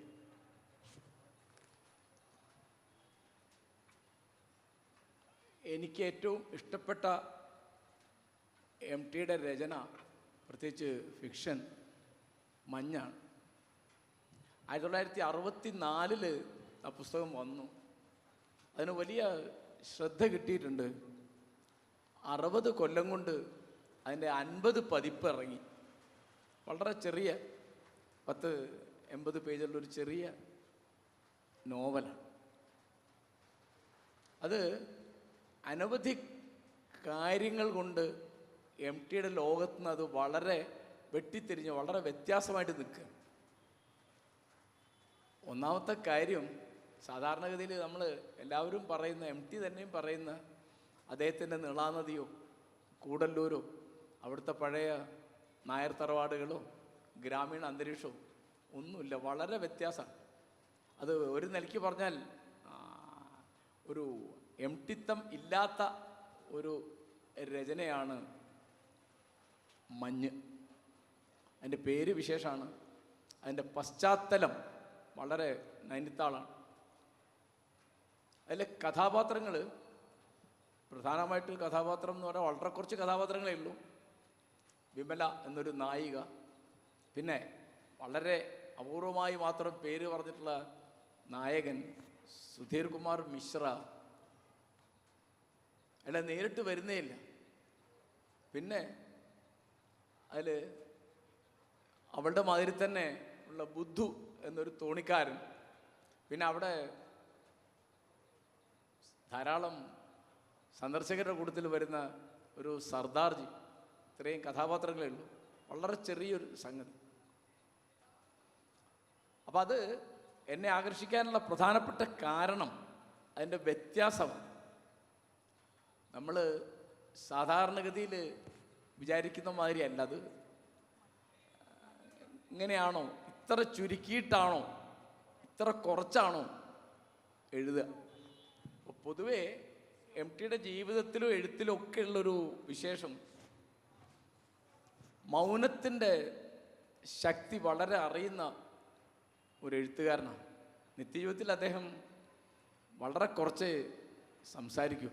അദ്ദേഹത്തിൻ്റെ ഭാര്യ പറഞ്ഞ് ഞാൻ കേട്ടിട്ടുണ്ട്, ഊണ് കഴിക്കുമ്പോൾ കറി തീർന്നു പോയാൽ കറി വേണം എന്നല്ല പറയുക, കറിയുടെ പാത്രത്തിൽ ചൂണ്ടിക്കാട്ടി ഇങ്ങനെ കാണിക്കുകയും ചെയ്യും. അത്ര കുറച്ച് സംസാരിക്കും. മിക്കപ്പോഴും ഒരു നോട്ടം, അല്ലെങ്കിൽ ഒരു മൂളൽ, അല്ലെങ്കിൽ ഒരു ചുണ്ടുകോട്ടൽ, ഇങ്ങനെയൊക്കെയാണ് അദ്ദേഹത്തിൻ്റെ ആശയസംവേദന രീതി. അത് എഴുത്തിലുണ്ട്, അത് വളരെ നല്ലൊരു കാര്യമാണ്. അത് ഏറ്റവും കുറച്ച് വാക്കുകൾ ഉപയോഗിച്ചൊരു രചനയാണ് മഞ്ഞ്. അതിനങ്ങനെ നമ്മുടെ അച്ചുമാഷൊക്കെ കാച്ചിക്കുറുക്കിയ നോവൽ എന്ന് പറയുന്നുണ്ട്. അന്ന് അതിന് മുകളിൽ അടിച്ചിരുന്നത് നോവല്ല എന്നാണ്, ലഘു നോവൽ എന്നാണ്. അത് കേരളത്തിൻ്റെ പുറത്താണ് ആ കഥ നടക്കുന്നത്. അപ്പം ഞാൻ എം ടിയോട് ഒരിക്കൽ സംസാരിച്ചോ ചോദിച്ചിരുന്നു, ഇതെവിടെ ഇരുന്നാണ് എഴുതിയത്, നൈനിത്താളിൽ ഇരുന്ന് എഴുതിയതാണോ? എം ടി പറഞ്ഞ അല്ല, ഞാൻ അവിടെയൊക്കെ പോയി വന്നു, അത് കോഴിക്കോട്ടൊരു ഹോട്ടലിൽ ഇരുന്ന് എഴുതിയതാണ്. ഒക്കെ അങ്ങനെയല്ല, എൻ്റെ അന്തരീക്ഷം മുഴുവൻ അവിടുത്തെ ആ തടാകം, കാലം എങ്ങനെയാണ് തടാകത്തിലെ ജലം പോലെ തളം കെട്ടിക്കിടക്കുന്നത്. അപ്പം അത് ഞാൻ ശ്രദ്ധിച്ച വേറെ ഒരു കാര്യം, ഒരു സ്ത്രീയുടെ ആംഗിളിൽ അത് എഴുതിയിട്ടുള്ളത്. അതിൽ വേറെ ആരും രംഗത്ത് വരുന്നില്ല. അതിപ്പോൾ അന്നൊക്കെ അത് ഇറങ്ങിയ കാലത്തൊക്കെ ഞങ്ങൾ പഠിക്കുമ്പോൾ, കോളേജിൽ പഠിപ്പിക്കുമ്പോൾ പറയുന്നൊരു വാക്കുണ്ട്, ബോധധാരാ സമ്പ്രദായത്തിൽ എഴുതിയതാണ്. അപ്പോൾ സ്ട്രീം ഓഫ് കോൺഷ്യസ്നസ് എന്നൊക്കെ സാഹിത്യ വിമർശനത്തിൽ പറയും. ആ തരത്തിലൊരാൾ നേരത്തെ എഴുതിയിരുന്നു. അത് കുമാരനാശാനാണ്. 1919 ഇതിനും 60 കൊല്ലം മുമ്പാണ്. സീത അങ്ങനെ ഇരിക്കും. അതിൽ ആശാൻ ഉപയോഗിച്ച വാക്ക് സ്മൃതിധാര. സുധർമാമുനിയോട് അയോധ്യയിൽ ഗതരായോട് അളവർന്നരന്തിയിൽ അതിചിന്ത വഹിച്ചു സീത പോയി സ്ഥിതി ചെയ്ത ആളുടെ ജാന്തവാടിയിൽ എന്ന് പറഞ്ഞാൽ അതിങ്ങനെ വരികയാണ്. അപ്പോൾ 9 കൊല്ലമായി ഈ മലയാളിയായ വിമല, കേരളത്തിന് പുറത്ത് താമസിക്കുന്ന മലയാളി, നൈനിത്താളിലാണ്, ടീച്ചറാണ്. അപ്പോൾ അന്ന് വന്ന ഉടനെ തന്നെ പരിചയപ്പെട്ട ഒരു ചെറുപ്പക്കാരൻ, അയാൾ വരുന്നത് വളരെ വളരെ വിശേഷമായിട്ടാണ്. ആ വരവിൻ്റെ ഒരു രീതി, അയാൾ സിഗരറ്റ് വലിക്കും. അപ്പോൾ സിഗരറ്റിൻ്റെ സുഗന്ധം എന്നാണ് ഒരു പ്രയോഗം. വേറൊന്ന് നീല ഞരമ്പോടിയ മുഖം എന്നാണ്. പിന്നെ അതിൻ്റെ ചില സൗന്ദര്യങ്ങൾ, ചില സൗഭാഗ്യങ്ങൾ, അങ്ങനെ ആ വളരെ അവ്യക്തമായ ഓർമ്മയാണ്. അപ്പോൾ ഒരു പെണ്ണിങ്ങനെ ഇരുന്നിട്ട് അവളുടെ സത്യത്തിൽ വളരെ നിർഭാഗ്യകരമായൊരു ജീവിതമാണ്. കാരണം എപ്പോഴും എം ടി ശ്രദ്ധിച്ചിട്ടുള്ളൊരു സംഗതി കുടുംബ ബന്ധങ്ങളുടെ ശൈഥില്യമാണ്. അദ്ദേഹത്തിൻ്റെ ഏത് കഥ എടുക്കുമ്പോഴും, പ്രത്യേകിച്ച് തിരക്കഥകളിൽ കൂടി അങ്ങനെയാണ്, നോവലുകളിലൊക്കെ. അപ്പം നാലുകെട്ടാണെങ്കിലും കാലമാണെങ്കിലും ഒക്കെ എപ്പോഴും അങ്ങനെ ഇതിനകത്തുണ്ട്. അത് പക്ഷെ നേരിട്ട് വരുന്നില്ല. അവളുടെ ഓർമ്മയിൽ, ഞാൻ പറഞ്ഞ സ്മൃതിധാരയിൽ, അമ്മയുടെ വഴിവിട്ട യാത്ര, അച്ഛൻ്റെ അവസാന കാലത്ത് നിസ്സഹായമായ കിടപ്പ്, കാലിപ്പിള്ളർ ചുഴറ്റി എറിഞ്ഞ ചേരയെപ്പോലെ തുടങ്ങിയുള്ള അപൂർവമായിട്ടുള്ള ബിംബങ്ങൾ ധാരാളം ഉള്ള ഒരു പുസ്തകമാണ്. ഈ ഇത്ര ചുരുക്കി എഴുതിയവരും, ഇപ്പോൾ കാലത്തിൻ്റെ പാറയിൽ മഞ്ഞു വീഴുന്നു എന്നുള്ള ജാതിയിൽ അനവധി. അതിൽ ഒരു ഘട്ടത്തിൽ അതിൽ തന്നെ പറയുന്നുണ്ട്, കഥ ആത്മാവിൽ നിന്ന് ഒഴുകുമ്പോൾ കവിതയാകുന്നു. അങ്ങനെ ഇപ്പോൾ കെ പി ശങ്കരൻ മാഷ് അതിനെപ്പറ്റി എഴുതിയ ലേഖനത്തിൻ്റെ തലക്കെട്ട് നിശബ്ദതയുടെ സംഗീതം എന്നാണ്. അങ്ങനെ ഒരു വാക്ക് അതിനകത്തുണ്ട്. അപ്പോൾ MT അദ്ദേഹത്തിൻ്റെ ആത്മകഥാപരമായ അപൂർവ ലേഖനങ്ങൾ പറയുന്നുണ്ട് അദ്ദേഹത്തിന് മോഹം ഉണ്ടായിരുന്നത് കവിയാവാനാണ് എന്ന്. എടശ്ശേരിക്ക് 60 വയസ്സായപ്പോൾ എഴുതിയ ലേഖനത്തിൽ പറയുന്നുണ്ട് എൻ്റെ സ്വന്തം കവി എന്ന്. ഞാൻ എഴുതാൻ മോഹിച്ച കവിതകളാണ് എടശ്ശേരി എഴുതിയത്. അപ്പോൾ ശരിക്കും മഞ്ഞ ഏത് മാനദണ്ഡം വെച്ച് നോക്കിയാലും കവിതയാണ് എന്ന് പറയുമ്പോൾ ആരും തർക്കിക്കുന്നു ഞാൻ വിചാരിക്കുന്നു. പിന്നെ അതിലൊരു തമാശ ഉള്ളത്, നമ്മളൊക്കെ എല്ലാവരും പറയാറുള്ളതാണ്, MTക്ക് ചിരി വളരെ കുറവാണ്. അപ്പോൾ ഒരിക്കലും ഒരു ഇൻ്റർവ്യൂവിൽ ഞാൻ ചോദിച്ചിരുന്നു എന്തുകൊണ്ടാണ് നരസിംഹറാവുവും MTയും ചിരിക്കാത്തതെന്ന് ആളുകൾ ചോദിക്കുന്നുണ്ട്. അപ്പോൾ MT ചോദിച്ചു അങ്ങനെ ഒരു പരാതിയുണ്ടോ? ഞാൻ പറഞ്ഞ പരാതിയുണ്ട്. അപ്പോൾ MT പറഞ്ഞു അത് ഞാൻ അങ്ങനെയൊന്നും കണ്ടിട്ടില്ല. എൻ്റെ അച്ഛനൊരു തമാശയുള്ള ആളായിരുന്നില്ല, അമ്മയും വളരെ ഗൗരവക്കാരിയായിരുന്നു. ഞാൻ അങ്ങനത്തെ ഒരു അന്തരീക്ഷത്തിൽ വളർന്നതാണ്. പക്ഷെ സർദാർജി, ഇതിലെ കഥാപാത്രം സർദാർജി, അവൾ വളരെ തുറന്ന് സംസാരിക്കുന്ന ഒരാളാണ്. അദ്ദേഹം വിമലയോട് പറയുന്നുണ്ട്, ടീച്ചർജി വല്ലപ്പോഴെങ്കിലും ഒന്ന് ചിരിക്കണം, ഇല്ലെങ്കിൽ ആ സിദ്ധി മറന്നുപോകും. ഇത് നമ്മൾ MTയോട് എപ്പോഴും പറയാൻ ആഗ്രഹിച്ചാണ്, മിക്കാർക്കും പറയാൻ ധൈര്യം ഉണ്ടായിട്ടില്ല. വല്ലപ്പോഴും ഒന്ന് MT ചിരിക്കണം, ഇല്ലെങ്കിൽ ആ സിദ്ധി മറന്നുപോകും. അങ്ങനെ ഒരു തമാശ മാത്രമാണ് ഈ ചെറിയ നോവലുള്ളത്. വളരെ വിഷാദഭരിതമായൊരു അന്തരീക്ഷം. അപ്പോൾ ഇതിൻ്റെ ഒരു വിശേഷം, അത് പൂർണ്ണമായും ഒരു പെണ്ണിൻ്റെ നോട്ടപ്പാടിൽ എഴുതിയതാണ്. അങ്ങനെ ഇപ്പോൾ അത് MTയെ സംബന്ധിച്ചൊരു പുതുമയുള്ള കാര്യമല്ല. നമ്മൾ ഇപ്പോൾ ഇവിടെ MTയുടെ സ്ത്രീ കഥാപാത്രങ്ങളെ പറ്റി എന്താണ് പറഞ്ഞതെന്ന് ഞാൻ കേട്ടില്ല. മുകുന്ദൻ എന്നോട് പറഞ്ഞു ഇങ്ങനെയൊക്കെ പറഞ്ഞു എന്ന് പറഞ്ഞു, ഞാൻ കേട്ടില്ല. വണ്ടി പതിവില്ലാതെ 2 മണിക്കൂർ വൈകി. അങ്ങനെ 6:10 കോഴിക്കോട്ട് വരേണ്ട വണ്ടി 8:10 വന്നത്.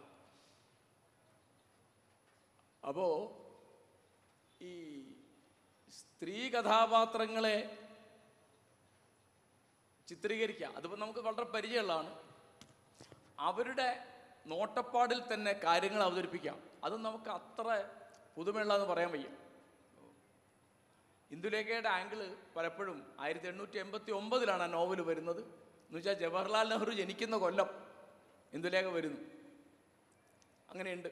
ഇപ്പോൾ ഒരു ഉദാഹരണം പറഞ്ഞാൽ, നാം വന്നപ്പോൾ താഴത്തുണ്ടായിരുന്നു അല്ലേ എന്ന് സൂര്യമ്പൂരിപ്പാട് ചോദിക്കുമ്പോൾ വളരെ ശാന്തചിത്തയായിട്ടാണ് ഇന്ദുലേഖ മറുപടി പറയുന്നത്, ഞാൻ അപ്പോൾ താഴത്തില്ല എന്ന്. അപ്പോൾ ചന്തുമേനോൻ എഴുതുകയാണ്, ഞാൻ എന്ന വാക്ക് കേട്ട് സൂര്യമ്പൂരിപ്പാട് ഞെട്ടി എന്ന്. എന്താ കാരണം? കാരണം വളരെ ലളിതമാണ്. ഒരു ബ്രാഹ്മണനോട് ഒരു ശൂദ്ര സ്ത്രീ, ഒരു പുരുഷനോട് ഒരു സ്ത്രീ, ഒരു ജന്മിയോട് ഒരു കുടിയാൻ കുടുംബത്തിലെ ഒരാൾ, അവളുടെ വല്യമ്മാവൻ പഞ്ചുമേനോൻ അടിയൻ എന്ന് പറയുമ്പോഴാണ് ഞാൻ എന്ന് ഇന്ദുലേഖ പറയുന്നത്. ആ ഞാൻ എന്നുള്ള പ്രയോഗം ഇന്ദുലേഖയിലെ വളരെ വിപ്ലവാത്മകമായൊരു പ്രയോഗമാണെന്നാണ് ഞാൻ വിചാരിക്കുന്നത്. അപ്പോൾ അത് നമുക്ക് പരിചയമുണ്ട്. ഇപ്പം അതിന് മുമ്പ് തന്നെ, ഇപ്പോൾ MT ഒക്കെ ജനിക്കുന്നതിന് മുമ്പ് തന്നെ വീട്ടിയുടെ അടുക്കളയിൽ നിന്ന് അരങ്ങത്തേക്ക് വന്നു കഴിഞ്ഞു. 1929 വന്നു, 30 അത് പുസ്തകമായിട്ട് വന്നു. പിന്നെ നമുക്കറിയുന്ന മാതിരി സരസ്വതിയമ്മയോ ലളിതാംബികയോ അങ്ങനെ അനവധി സ്ത്രീകൾ എഴുതി. സ്ത്രീകളുടെ ആംഗിൾ ഇപ്പോൾ 44 ബാല്യകാല സഖി വരുന്നു.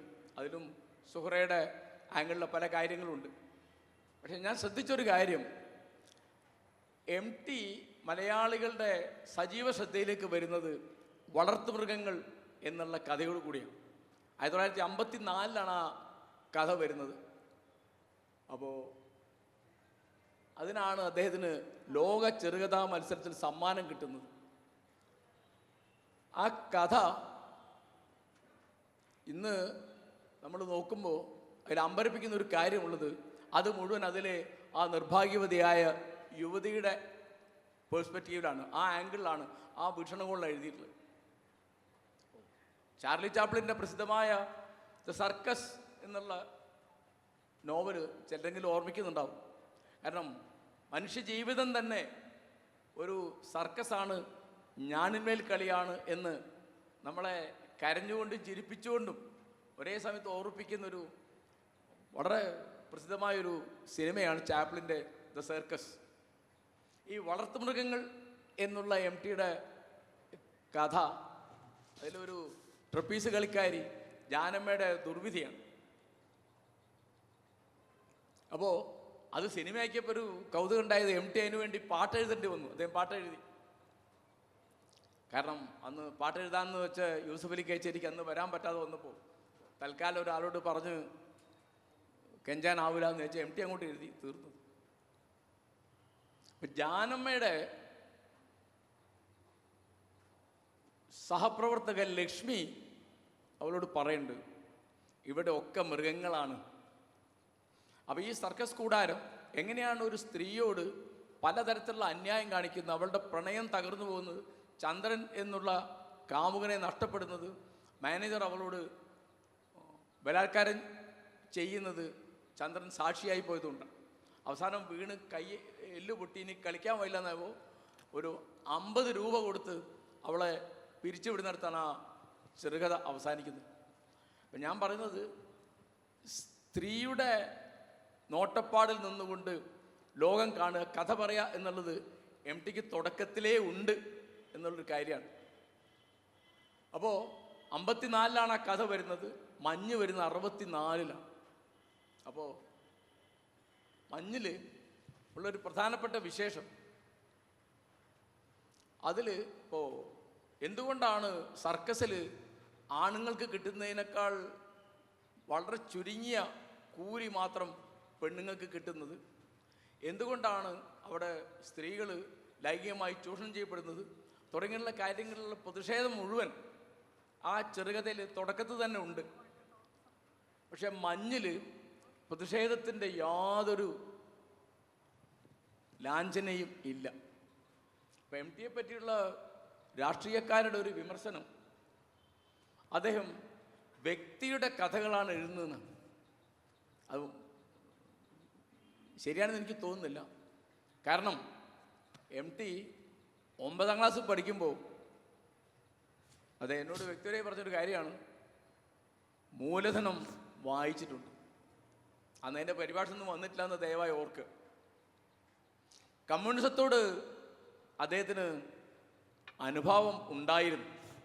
ആ അനുഭാവം ഇല്ലാതെ പോയത് പുരോഗമന സാഹിത്യ പ്രസ്ഥാനത്തിൻ്റെ യാന്ത്രികമായ സാഹിത്യ സമീപനം കൊണ്ടാണ് എന്ന് അദ്ദേഹം ഒരു ഇൻ്റർവ്യൂവിൽ എന്നോട് പറഞ്ഞിട്ടുണ്ട്. ഞാനത് അച്ചടിച്ചിട്ടുണ്ട്. അപ്പോൾ ഇവിടെ സാമ്പത്തികമായ, രാഷ്ട്രീയമായ, സാമൂഹ്യമായ ഉച്ചനീചത്വങ്ങൾക്കെതിരായിട്ട് പടപൊരുതുന്ന നായകന്മാർ, അതിൻ്റെ മാതൃകാപുരുഷന്മാർ, ആ തരത്തിലുള്ള ആണും പെണ്ണും, അത്തരത്തിലുള്ള ആളുകളുടെ പ്രണയം, ഇതൊന്നും MTക്ക് ഒരിക്കലും ചിത്രീകരിക്കാൻ തോന്നിയിട്ടില്ലാത്ത കാര്യങ്ങളാണ്. അതിപ്പോൾ നാലുകെട്ടാണെങ്കിലും. പക്ഷേ അദ്ദേഹം എപ്പോഴും ഈ തരത്തിലുള്ള സ്ത്രീത്വത്തിൻ്റെ മഹാസങ്കടങ്ങൾ അദ്ദേഹം ചിത്രീകരിക്കും. അത് വളരെ സൂക്ഷ്മമാണ്. ഇപ്പം ഞാനൊരു ഉദാഹരണം പറഞ്ഞാൽ, നമ്മൾ പറയാറുള്ളതാണ്, ചതി MT എപ്പോഴും ശ്രദ്ധിക്കുന്നൊരു പ്രമേയമാണ്. അപ്പോൾ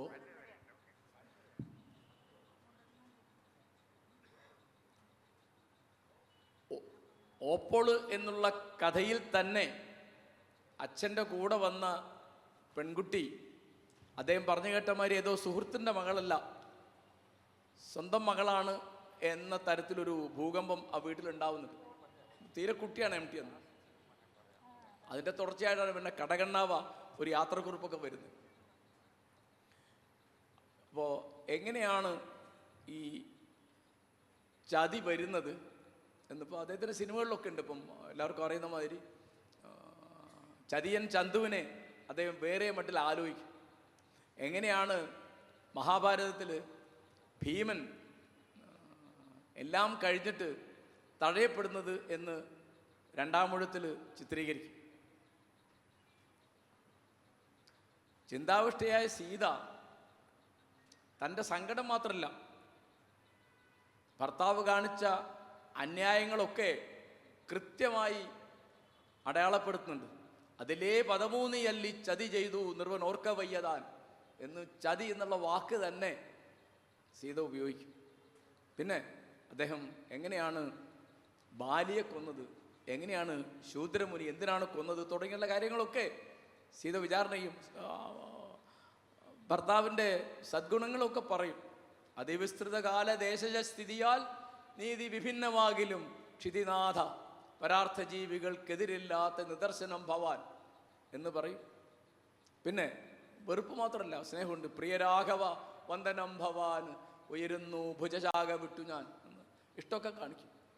വിമലയ്ക്ക് പക്ഷേ യാതൊരു തരത്തിലുള്ള പ്രതികാരവുമില്ല, യാതൊരു തരത്തിലുള്ള പകയില്ല, കയ്പില്ല.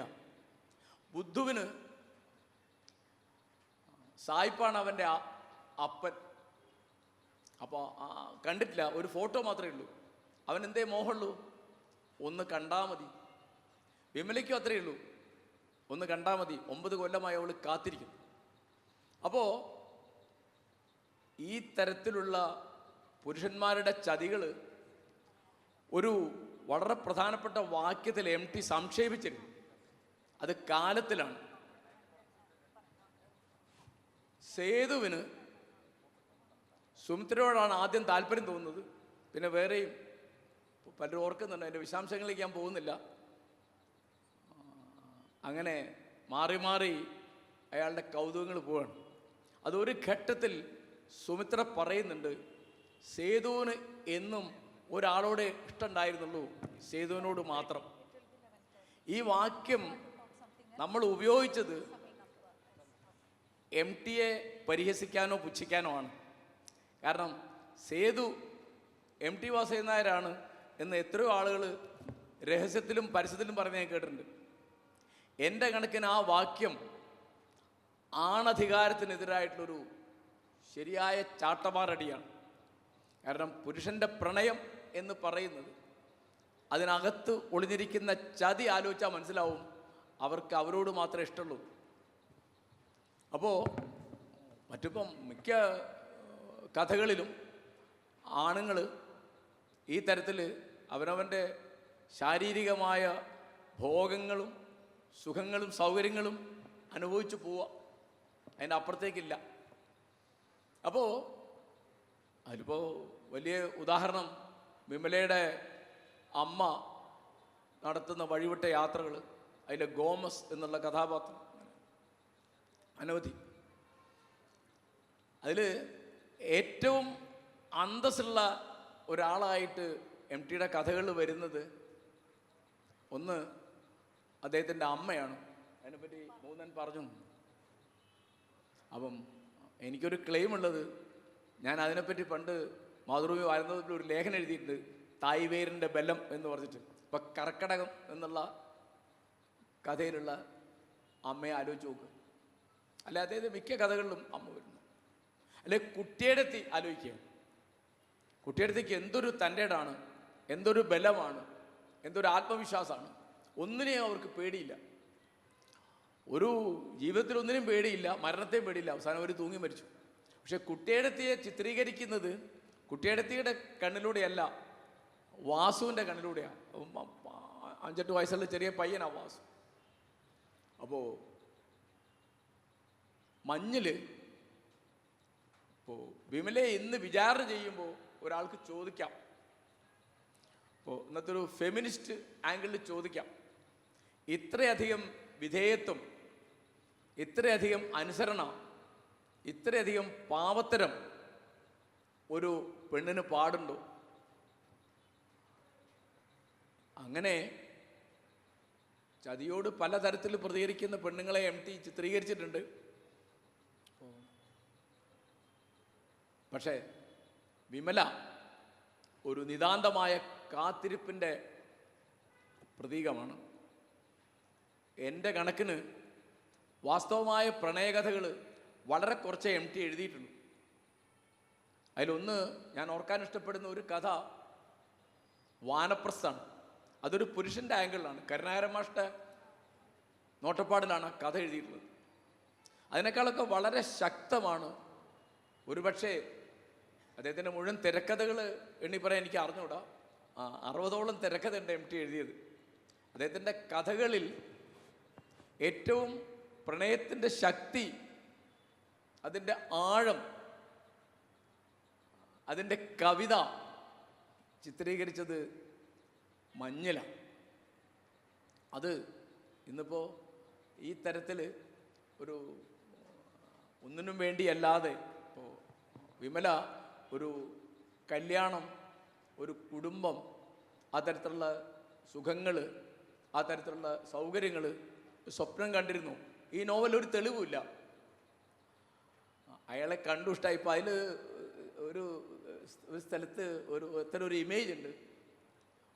ജനാല തുറന്നപ്പോൾ കാറ്റ് പെട്ടെന്ന് കടന്നു വന്ന് കെട്ടിപ്പിടിച്ച് തണുത്ത കാറ്റാണ്, കെട്ടിപ്പിടിച്ച് കുറ്റബോധത്തോടെ മുറിയിൽ പതുങ്ങി നിന്നു എന്ന് പറയുന്നു. ഈ തരത്തിൽ അതിൽ വായിച്ചാൽ ആവർത്തിച്ച് വായിക്കാൻ തോന്നുന്ന മാതിരി എത്ര വട്ടം വായിച്ചാലും മതി വരാത്ത മട്ടിലുള്ള ഒരംശം അതിനകത്തുണ്ട്. അപ്പോൾ അത് കഴിഞ്ഞിട്ട് 5 കൊല്ലം കഴിഞ്ഞാണ് ഖസാക്ക് വരുന്നത്. ഖസാക്കിൽ പല ഭാഗവും നമ്മൾ ആവർത്തിച്ച് വായിക്കും. അപ്പോൾ സ്ത്രീകളുടെ ആംഗിളിലൊരു കഥ പറയുന്നതിൻ്റെ കാര്യം പറയുമ്പോൾ എനിക്ക് ഓർമ്മ വരുന്നത് മുകുന്ദൻ്റെ ഒരു ദളിത് യുവതിയുടെ കഥന. അത് ഇതേ മട്ടിലാണ്.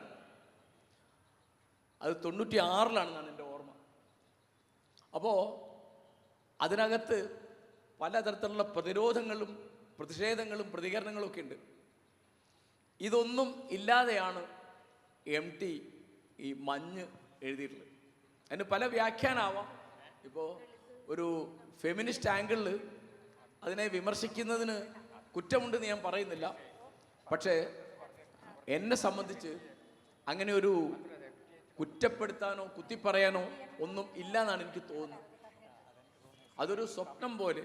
അതിൽ അങ്ങനെ അവിടെ ആകാശത്തിന് കീഴെ കിടക്കുന്നൊരു മേഘത്തെപ്പറ്റി ഏതോ പകലുറക്കത്തിൽ കണ്ട സ്വപ്നം പോലെ എന്ന് പറയണ്ടേ. അപ്പോൾ MTയുടെ രചനാലോകത്ത് അനവധി കാര്യങ്ങൾ കൊണ്ട് വേറിട്ട് നിൽക്കുന്ന ഒന്നാണ്. പിന്നെ MTയുടെ CN ശ്രീകണ്ഠൻ നായരുടെ പ്രസിദ്ധമായ ലേഖനത്തിൻ്റെ തലക്കെട്ട് തന്നെ ആത്മനിന്ദയും പകയും എന്നാണ്. അപ്പോൾ MTയുടെ കഥാപാത്രങ്ങൾക്കൊക്കെ ഉണ്ട് എന്ന് ഉറപ്പിക്കാവുന്നത് ഈ 2 വികാരങ്ങളാണെന്നാണ് ശ്രീകണ്ഠൻ നായർ പറയുന്നത്. അത് വളരെ മിടുക്കായിട്ട് എഴുതിയിട്ടുള്ളൊരു ലേഖനമാണ്. അതിൻ്റെ ചില തീർപ്പുകളോട് എനിക്ക് വിയോജിപ്പുണ്ടെങ്കിലും അതൊരു നല്ല ലേഖനമാണെന്ന് ഞാൻ പറയും. എറണാകുളത്തൊരു സെമിനാറിന് വേണ്ടി എഴുതിയിട്ടുള്ളത്, വളരെ കാലം കഴിഞ്ഞാണ് അത് പ്രസിദ്ധീകരിച്ചത്. അത് നിരൂപണം പുതിയ മുഖം എന്നുള്ള പുസ്തകത്തിൽ മാത്രമേ ചേർത്ത് കണ്ടിട്ടുള്ളൂ, വേറെ ഒരു അച്ചടിച്ച് കണ്ടിട്ടില്ല.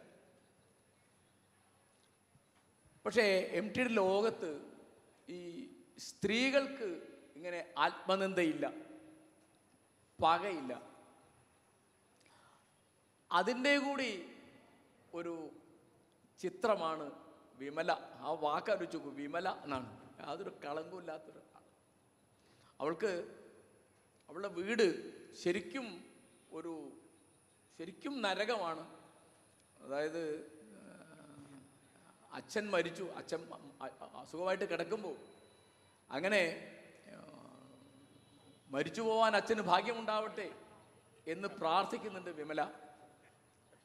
പിന്നെ അച്ഛൻ മരിച്ചു എന്ന് കേട്ടപ്പോൾ അവൾക്ക് സങ്കടം തോന്നുകയാണ്, എന്തുകൊണ്ടാണ് എനിക്കൊന്ന് കരയാൻ സാധിക്കാത്തത്. അപ്പോൾ കണ്ണിൻ്റെ കോണിലൊരു കടച്ചിൽ അനുഭവപ്പെട്ടു എന്ന് പറയുന്നുണ്ട്.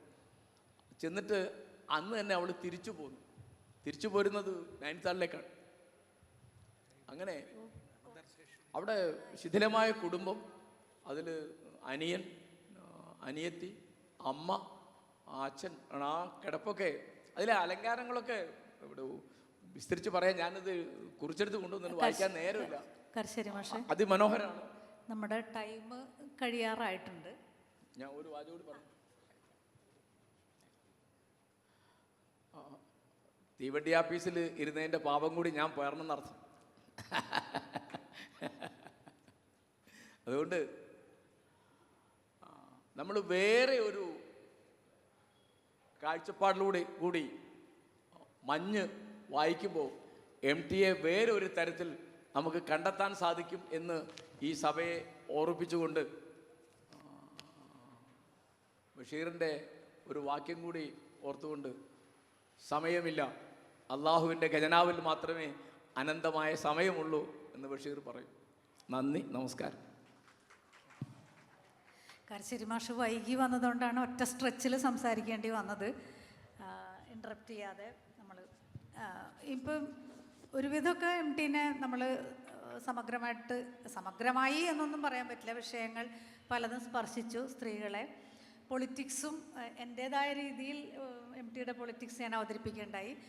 ശ്രീ M. മുകുന്ദന് MTയുടെ ഈ രാഷ്ട്രീയത്തെ പറ്റി 2 വാക്ക് പറയണമെന്നുണ്ട്. എനിക്ക് എല്ലാവരും പറയാറുള്ളത് MT ഒരു അരാഷ്ട്രീയവാദിയാണെന്നുള്ളതാണ്. പക്ഷേ എനിക്കെന്തോ അങ്ങനെ തോന്നിയിട്ടില്ല.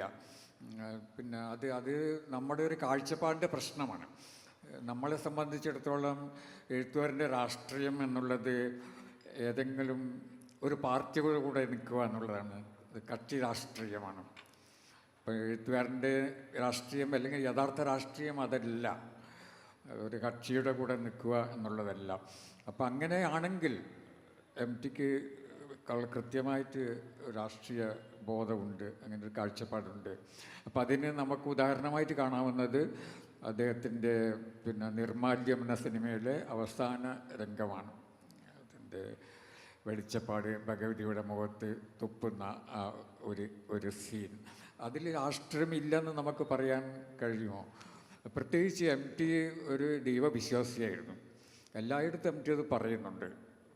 MT ഒരിക്കൽ പറഞ്ഞത്, MTക്ക് ഇപ്പം ദൈവത്തിൽ വിശ്വാസമില്ലെന്ന് പറഞ്ഞാൽ ശരി, ഞാൻ സമ്മതിക്കും. പക്ഷെ എൻ്റെ വീട്ടിലെ തട്ടിന് പുറത്തെ ഭഗവതി ഇല്ല എന്ന് പറഞ്ഞാൽ ഞാൻ സമ്മതിക്കില്ല എന്നാണ് പറഞ്ഞു. ദൈവമില്ല എന്ന് പറഞ്ഞാൽ ശരി, ഞാൻ സമ്മതിച്ചേക്കാം. പക്ഷെ എൻ്റെ വീട്ടിൽ തട്ടിന് പുറത്തുള്ള ഭഗവതി ഇല്ല എന്ന് പറഞ്ഞാൽ ഞാൻ സമ്മതിക്കില്ല എന്ന്. അപ്പം അങ്ങനെ ദൈവത്തെക്കുറിച്ച് ശരിയായിട്ടുള്ളൊരു ബോധം, വിശ്വാസം MTക്കുണ്ട്. അത് മാത്രമല്ല, എല്ലാ വർഷവും ജന്മദിനം മൂകാംബികയിൽ പോയി തൊഴുമായിരുന്നു. അപ്പം അത്രയും ദൈവവിശ്വാസമുള്ള ഒരാളായിരുന്നു MTയുടെ കഥകളിലൊക്കെ ചിതറിക്കിടക്കുന്നുണ്ട് ഈ അമ്പലങ്ങളും ഭഗവതിമാരും വെളിച്ചപ്പാടുകളും ആചാരങ്ങളൊക്കെ. അത്രയും ദൈവവിശ്വാസമുള്ള MTയാണ് ഒരു വെളിച്ചപ്പാടിനെ സൃഷ്ടിക്കുന്നത്. വെളിച്ചപ്പാട് ഭഗവതിയുടെ മുഖത്ത് തുപ്പുന്നത് കേട്ടോ. അതിൽ കൂടുതൽ എന്ത് രാഷ്ട്രീയമാണ് ഒരാൾക്ക് വേണ്ടത് എന്നുള്ളതാണ്. അപ്പം കൃത്യമായിട്ട് രാഷ്ട്രീയബോധമുണ്ട്. അപ്പോൾ അങ്ങനെ നോക്കുകയാണെങ്കിൽ നമ്മൾ ഫാസിസം എന്നൊക്കെ പറയുന്നുണ്ട്. MT പക്ഷേ അങ്ങനെ ഫാസിസത്തിനെതിരേറ്റവും ശബ്ദിച്ചിട്ടില്ല. ഇപ്പോൾ ഒരുപക്ഷെ മനുഷ്യച്ചങ്ങലയിൽ പങ്കെടുത്തിട്ടില്ല. പക്ഷേ എങ്കിലും MT ശരിക്കും ഒരു ആൻറ്റി ഫാസിസ്റ്റാണ്. അത് തന്നെ ഈ പറഞ്ഞതുപോലെയുള്ള നമ്മുടെ നിർമാല്യത്തിൻ്റെ അവസാന രംഗം, അതിൽ കൂടെ നമുക്കത് വിത്തുകളിലഴിക്കാൻ സാധിക്കും. പക്ഷേ ഞാൻ ആദ്യം പറഞ്ഞ പോയിന്റിലേക്കാണ് തിരിച്ചു വരുന്നത്. കാരണം നമ്മുടെ രാഷ്ട്രീയം, നമ്മുടെ രാഷ്ട്രീയ ബോധം എന്നുള്ളത് ശബ്ദിക്കുക എന്നുള്ളതാണ്, ഒച്ചയുണ്ടാക്കുക എന്നുള്ളതാണ്. ലൗഡാണത് നമ്മുടെ രാഷ്ട്രീയം. പക്ഷേ MTയുടെ സ്വഭാവത്തിൻ്റെ പ്രത്യേകത അതിൻ്റെ മൃദുഭാവം, നിശബ്ദത, അതൊക്കെയാണ്. അപ്പോൾ MTയുടെ രാഷ്ട്രീയം അങ്ങനെയാണ്. അത് വളരെ മൃദുവാണ്, അത് ശക്തിയുണ്ട്, ഉൾക്കരുത്തുണ്ട്. പക്ഷെ അത് ലൗഡല്ല. അതുകൊണ്ട് MTക്ക് രാഷ്ട്രീയം ഇല്ലെന്ന് നമുക്ക് പറയാൻ കഴിയില്ല. അങ്ങനെയുള്ളൊരു രാഷ്ട്രീയവും നമുക്ക് ആവശ്യമുണ്ട്. അത് ഒച്ച വെക്കാത്തൊരു രാഷ്ട്രീയം, എല്ലാവരും ആക്ടിവിസ്റ്റ് ആകാതെയുള്ളൊരു രാഷ്ട്രീയം. പക്ഷെ അതും എനിക്ക് തോന്നുന്നത് MT ചില സമയങ്ങളിൽ ആക്ടിവിസ്റ്റ് ആയിട്ടുണ്ട്, ഇല്ലെന്ന് നമുക്ക് പറയാൻ കഴിയില്ല. ഇപ്പം മാറാടിൽ രക്തം ഒഴുകിയ സംഭവത്തെ ആ ചുരിച്ചിൽ അവസാനിപ്പിക്കാൻ വേണ്ടി എഴുത്തുകാരുടെയും ചലച്ചിത്ര പ്രവർത്തകരുടെയൊക്കെ ഒരു കൂട്ടായ്മ ശ്രമിച്ചിട്ടുണ്ട്. അതിൽ MT മുമ്പിലുണ്ടായിരുന്നു. അപ്പം രാഷ്ട്രീയത്തിൽ യഥാർത്ഥത്തിൽ ഒരു എഴുത്തുകാരന് എപ്പോഴാണ് നമ്മുടെ രാഷ്ട്രീയകാരത്തിന് ആവശ്യമുള്ളത്, യഥാർത്ഥത്തിൽ അവിടെ MT ഉണ്ടായിരുന്നു. പക്ഷെ MT എല്ലായിടത്തും ഉണ്ടായിരുന്നല്ല, എല്ലായിടത്തും എന്ന മുദ്രാവാക്യം വിളിച്ചിട്ടില്ല എന്നേ ഉള്ളൂ. അതുകൊണ്ട് MTക്ക് രാഷ്ട്രീയം ഇല്ലയെന്ന് പറയാൻ കഴിയില്ല. പിന്നെ മറ്റൊന്ന്, ഇപ്പോൾ രാഷ്ട്രീയം എന്ന് പറഞ്ഞാൽ തന്നെ എനിക്ക് തോന്നുന്നത്, ഇപ്പോൾ പലരും പറയുന്നത് പരിവർത്തനങ്ങളാണ്. പരിവർത്തനങ്ങളെ സഹായിക്കുന്ന, ത്വരപ്പെടുത്തുന്ന ഒന്നാണ് രാഷ്ട്രീയം എന്നുള്ളത്. സമൂഹത്തിൽ മാറ്റങ്ങൾ കൊണ്ടുവരിക എന്നുള്ളതാണ്. ആ അർത്ഥത്തിലും MTക്ക് വ്യക്തമായിട്ട് രാഷ്ട്രീയ ബോധമുണ്ട്. MTയുടെ നാട്ടിൽ പൊന്നാനി ഭാഗത്തും അവിടെയൊക്കെയുള്ള ആ ഭാഗത്തുള്ള സാമൂഹ്യ ചലനങ്ങൾ, അവിടെയുള്ള മാറ്റങ്ങൾ, ആ മാറ്റങ്ങൾ മുഴുവൻ ഒപ്പിയെടുത്തുകൊണ്ടാണ് MT കഥയും നോവലുകളൊക്കെ എഴുതിയിട്ടുള്ളത്. അപ്പം മാത്രമല്ല ആ മാറ്റങ്ങളിൽ വളരെ സുബോധർക്കമായിട്ടുള്ള മാറ്റങ്ങളുടെ ഭാഗത്ത് നിൽക്കുകയാണ് MT ചെയ്യുന്നത്. ആ മാറ്റങ്ങൾക്ക് വേണ്ടി പൊരുതുന്ന കഥാപാത്രങ്ങളാണ് MTയുടെ എല്ലാം തന്നെ. അപ്പം ഒരുപാട് അന്ധവിശ്വാസങ്ങളുള്ള ഒരു ചൂഷണങ്ങളുള്ള അങ്ങനെയുള്ള ഒരു സാമൂഹ്യ വ്യവസ്ഥിതിയിൽ മാറ്റങ്ങൾ കൊണ്ടുവരുന്ന കഥാപാത്രങ്ങളാണ് MTയുടേത്. പക്ഷേ നമ്മളിപ്പോൾ തകഴിയുടെ കഥാപാത്രങ്ങൾ കണ്ടതുപോലെ ഈ ശബ്ദിക്കുന്ന ലൗഡായിട്ടുള്ള കഥാപാത്രങ്ങളല്ല MTയുടേതുള്ളതാണ്. അപ്പം ഈ ഒരുപാട് ശബ്ദമുഖരിതമായിട്ടുള്ള നമ്മുടെ രാഷ്ട്രീയത്തിൽ നിശബ്ദമായ ഒരു രാഷ്ട്രീയം എങ്ങനെയും ആവിഷ്കരിക്കാൻ സാധിക്കുമെന്ന് കാണിച്ച ആളാണ് MT. ഒരുപക്ഷെ വരാൻ പോകുന്ന കാലത്തും നമുക്ക് ആവശ്യം അതാണ്. അങ്ങനെയുള്ള ഒരു നിശബ്ദമായിട്ടുള്ള രാഷ്ട്രീയം, ശബ്ദമുഖരിതമായിട്ടുള്ള ഒരു രാഷ്ട്രീയമല്ല നമുക്കിനി ആവശ്യം. നിശബ്ദവും ആഴവുമുള്ളതുമായിട്ടുള്ള ഒരു രാഷ്ട്രീയമാണ്. ആ രാഷ്ട്രീയത്തിൻ്റെ ഒരു സന്ദേശവാഹകനായിട്ടാണ് ഞാൻ MT കാണുന്നത്, അല്ലാതെ MT രാഷ്ട്രീയവാദിയല്ല. എനിക്ക് തോന്നുന്നു നമ്മുടെ സമയം കഴിയാറായി. 3 പേരും 3 തരത്തിൽ MTയെ വിലയിരുത്തി. സിർപ്പി ബാലസുബ്രഹ്മണ്യം ഈ രണ്ടാമൂഴത്തിനെ ബേസ് ചെയ്തുകൊണ്ടാണ്, കഥയാണെങ്കിലും അദ്ദേഹം നോവൽ രണ്ടാമൂഴത്തിനെ ബേസ് ചെയ്തുകൊണ്ട് മാറ്റി നിർത്തപ്പെടുന്ന ആളുകളെ, തീർച്ചയായിട്ടും ഒരു എഴുത്തുകാരൻ നോക്കേണ്ടതും എഴുതേണ്ടതും ആവിഷ്കരിക്കേണ്ടതും മാറ്റി നിർത്തപ്പെടുന്ന, ഇരുട്ടിൽ നിൽക്കുന്ന കുട്ടിയിടത്തെയും അദ്ദേഹം സ്പർശിക്കുകയുണ്ടായി. ആ രീതിയിൽ അദ്ദേഹം അതിനെ വിലയിരുത്തുകയുണ്ടായി.